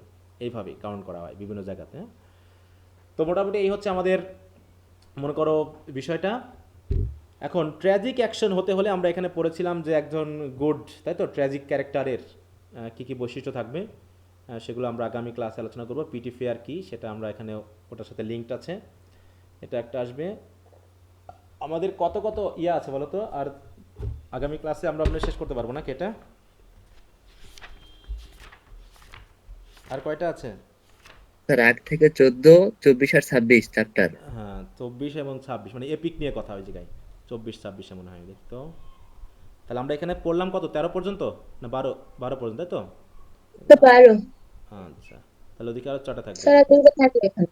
হুম, আচ্ছা, এগুলো যা হোক আমরা পড়েছিলাম নিজেরা, এই দাগানো আছে এই জন্য, মানে এগুলো পড়লেও আমার উপকার হবে। এগুলো যদি, যেগুলো পড়াবো না সেগুলো যদি নিজের দায়িত্বটা পড়ে নিতে পারো, অনেক সময় এগুলো আমাদের কাজে লাগে। কিন্তু যেহেতু আমরা সিলেবাস দেখব, ডিকশন অ্যান্ড স্টাইল, তারপরে হচ্ছে পিটি এবং এপিক পোয়েট্রি, এই যে 23, হ্যাঁ 23 হচ্ছে এপিক পোয়েট্রি। আমাদের 23 থেকে শুরু করতে হবে আসলে, তাহলে 24 আমরা বুঝবো না। যে কন্টিনিউড বলছে না, দেখো এটা কি একটা কাজ করেছে, 23টা সহ দেওয়া লাগতো, কারণ এটা হচ্ছে কি এপিক পোয়েট্রি কন্টিনিউড। তার মানে আমাকে 23টা সহ আগাতে হবে, কারণ এখানে এপিক পোয়েট্রি ডেফিনেশনটা দেওয়া হয়েছে। তাহলে 23, 24 একটু বড় আছে, তারপরে হচ্ছে 25 বাদ দিয়ে হচ্ছে আমাদের শেষে 26। এই যে এপিক অ্যান্ড ট্র্যাজেডি কম্পেয়ার্ড, হ্যাঁ এখানে কম্পেয়ার করে দেখানো হয়েছে যে কীভাবে এপিক থেকে ট্র্যাজেডির উৎপত্তি হলো। এই হচ্ছে আমাদের আগামী ক্লাসে আশা করি হয়ে যাবে, একটু সময় দিলে। তাহলে যেগুলো পড়া হয়ে যাচ্ছে এগুলো একটু ভালো করে একটু পড়বা, ঠিক আছে? তাহলে মোটামুটি মাথায় চলে আসবে এখন কী কী বিষয় বলা হয়েছে। আর যেগুলো হচ্ছে বিভিন্ন রেফারেন্স আছে সবগুলো হয়তো আমাদের বোধগম্যতে আসবে না, তবে ইডিপাস রিলেটেড বা 2-1টা ঘটনা ক্লিয়ার করে যেগুলো দেওয়া আছে এগুলো একটু রিডিংয়ে মনে রাখবা, যাতে কোটেশনগুলো দিতে পারো। আচ্ছা, আমরা এই ক্রিটিসিজমের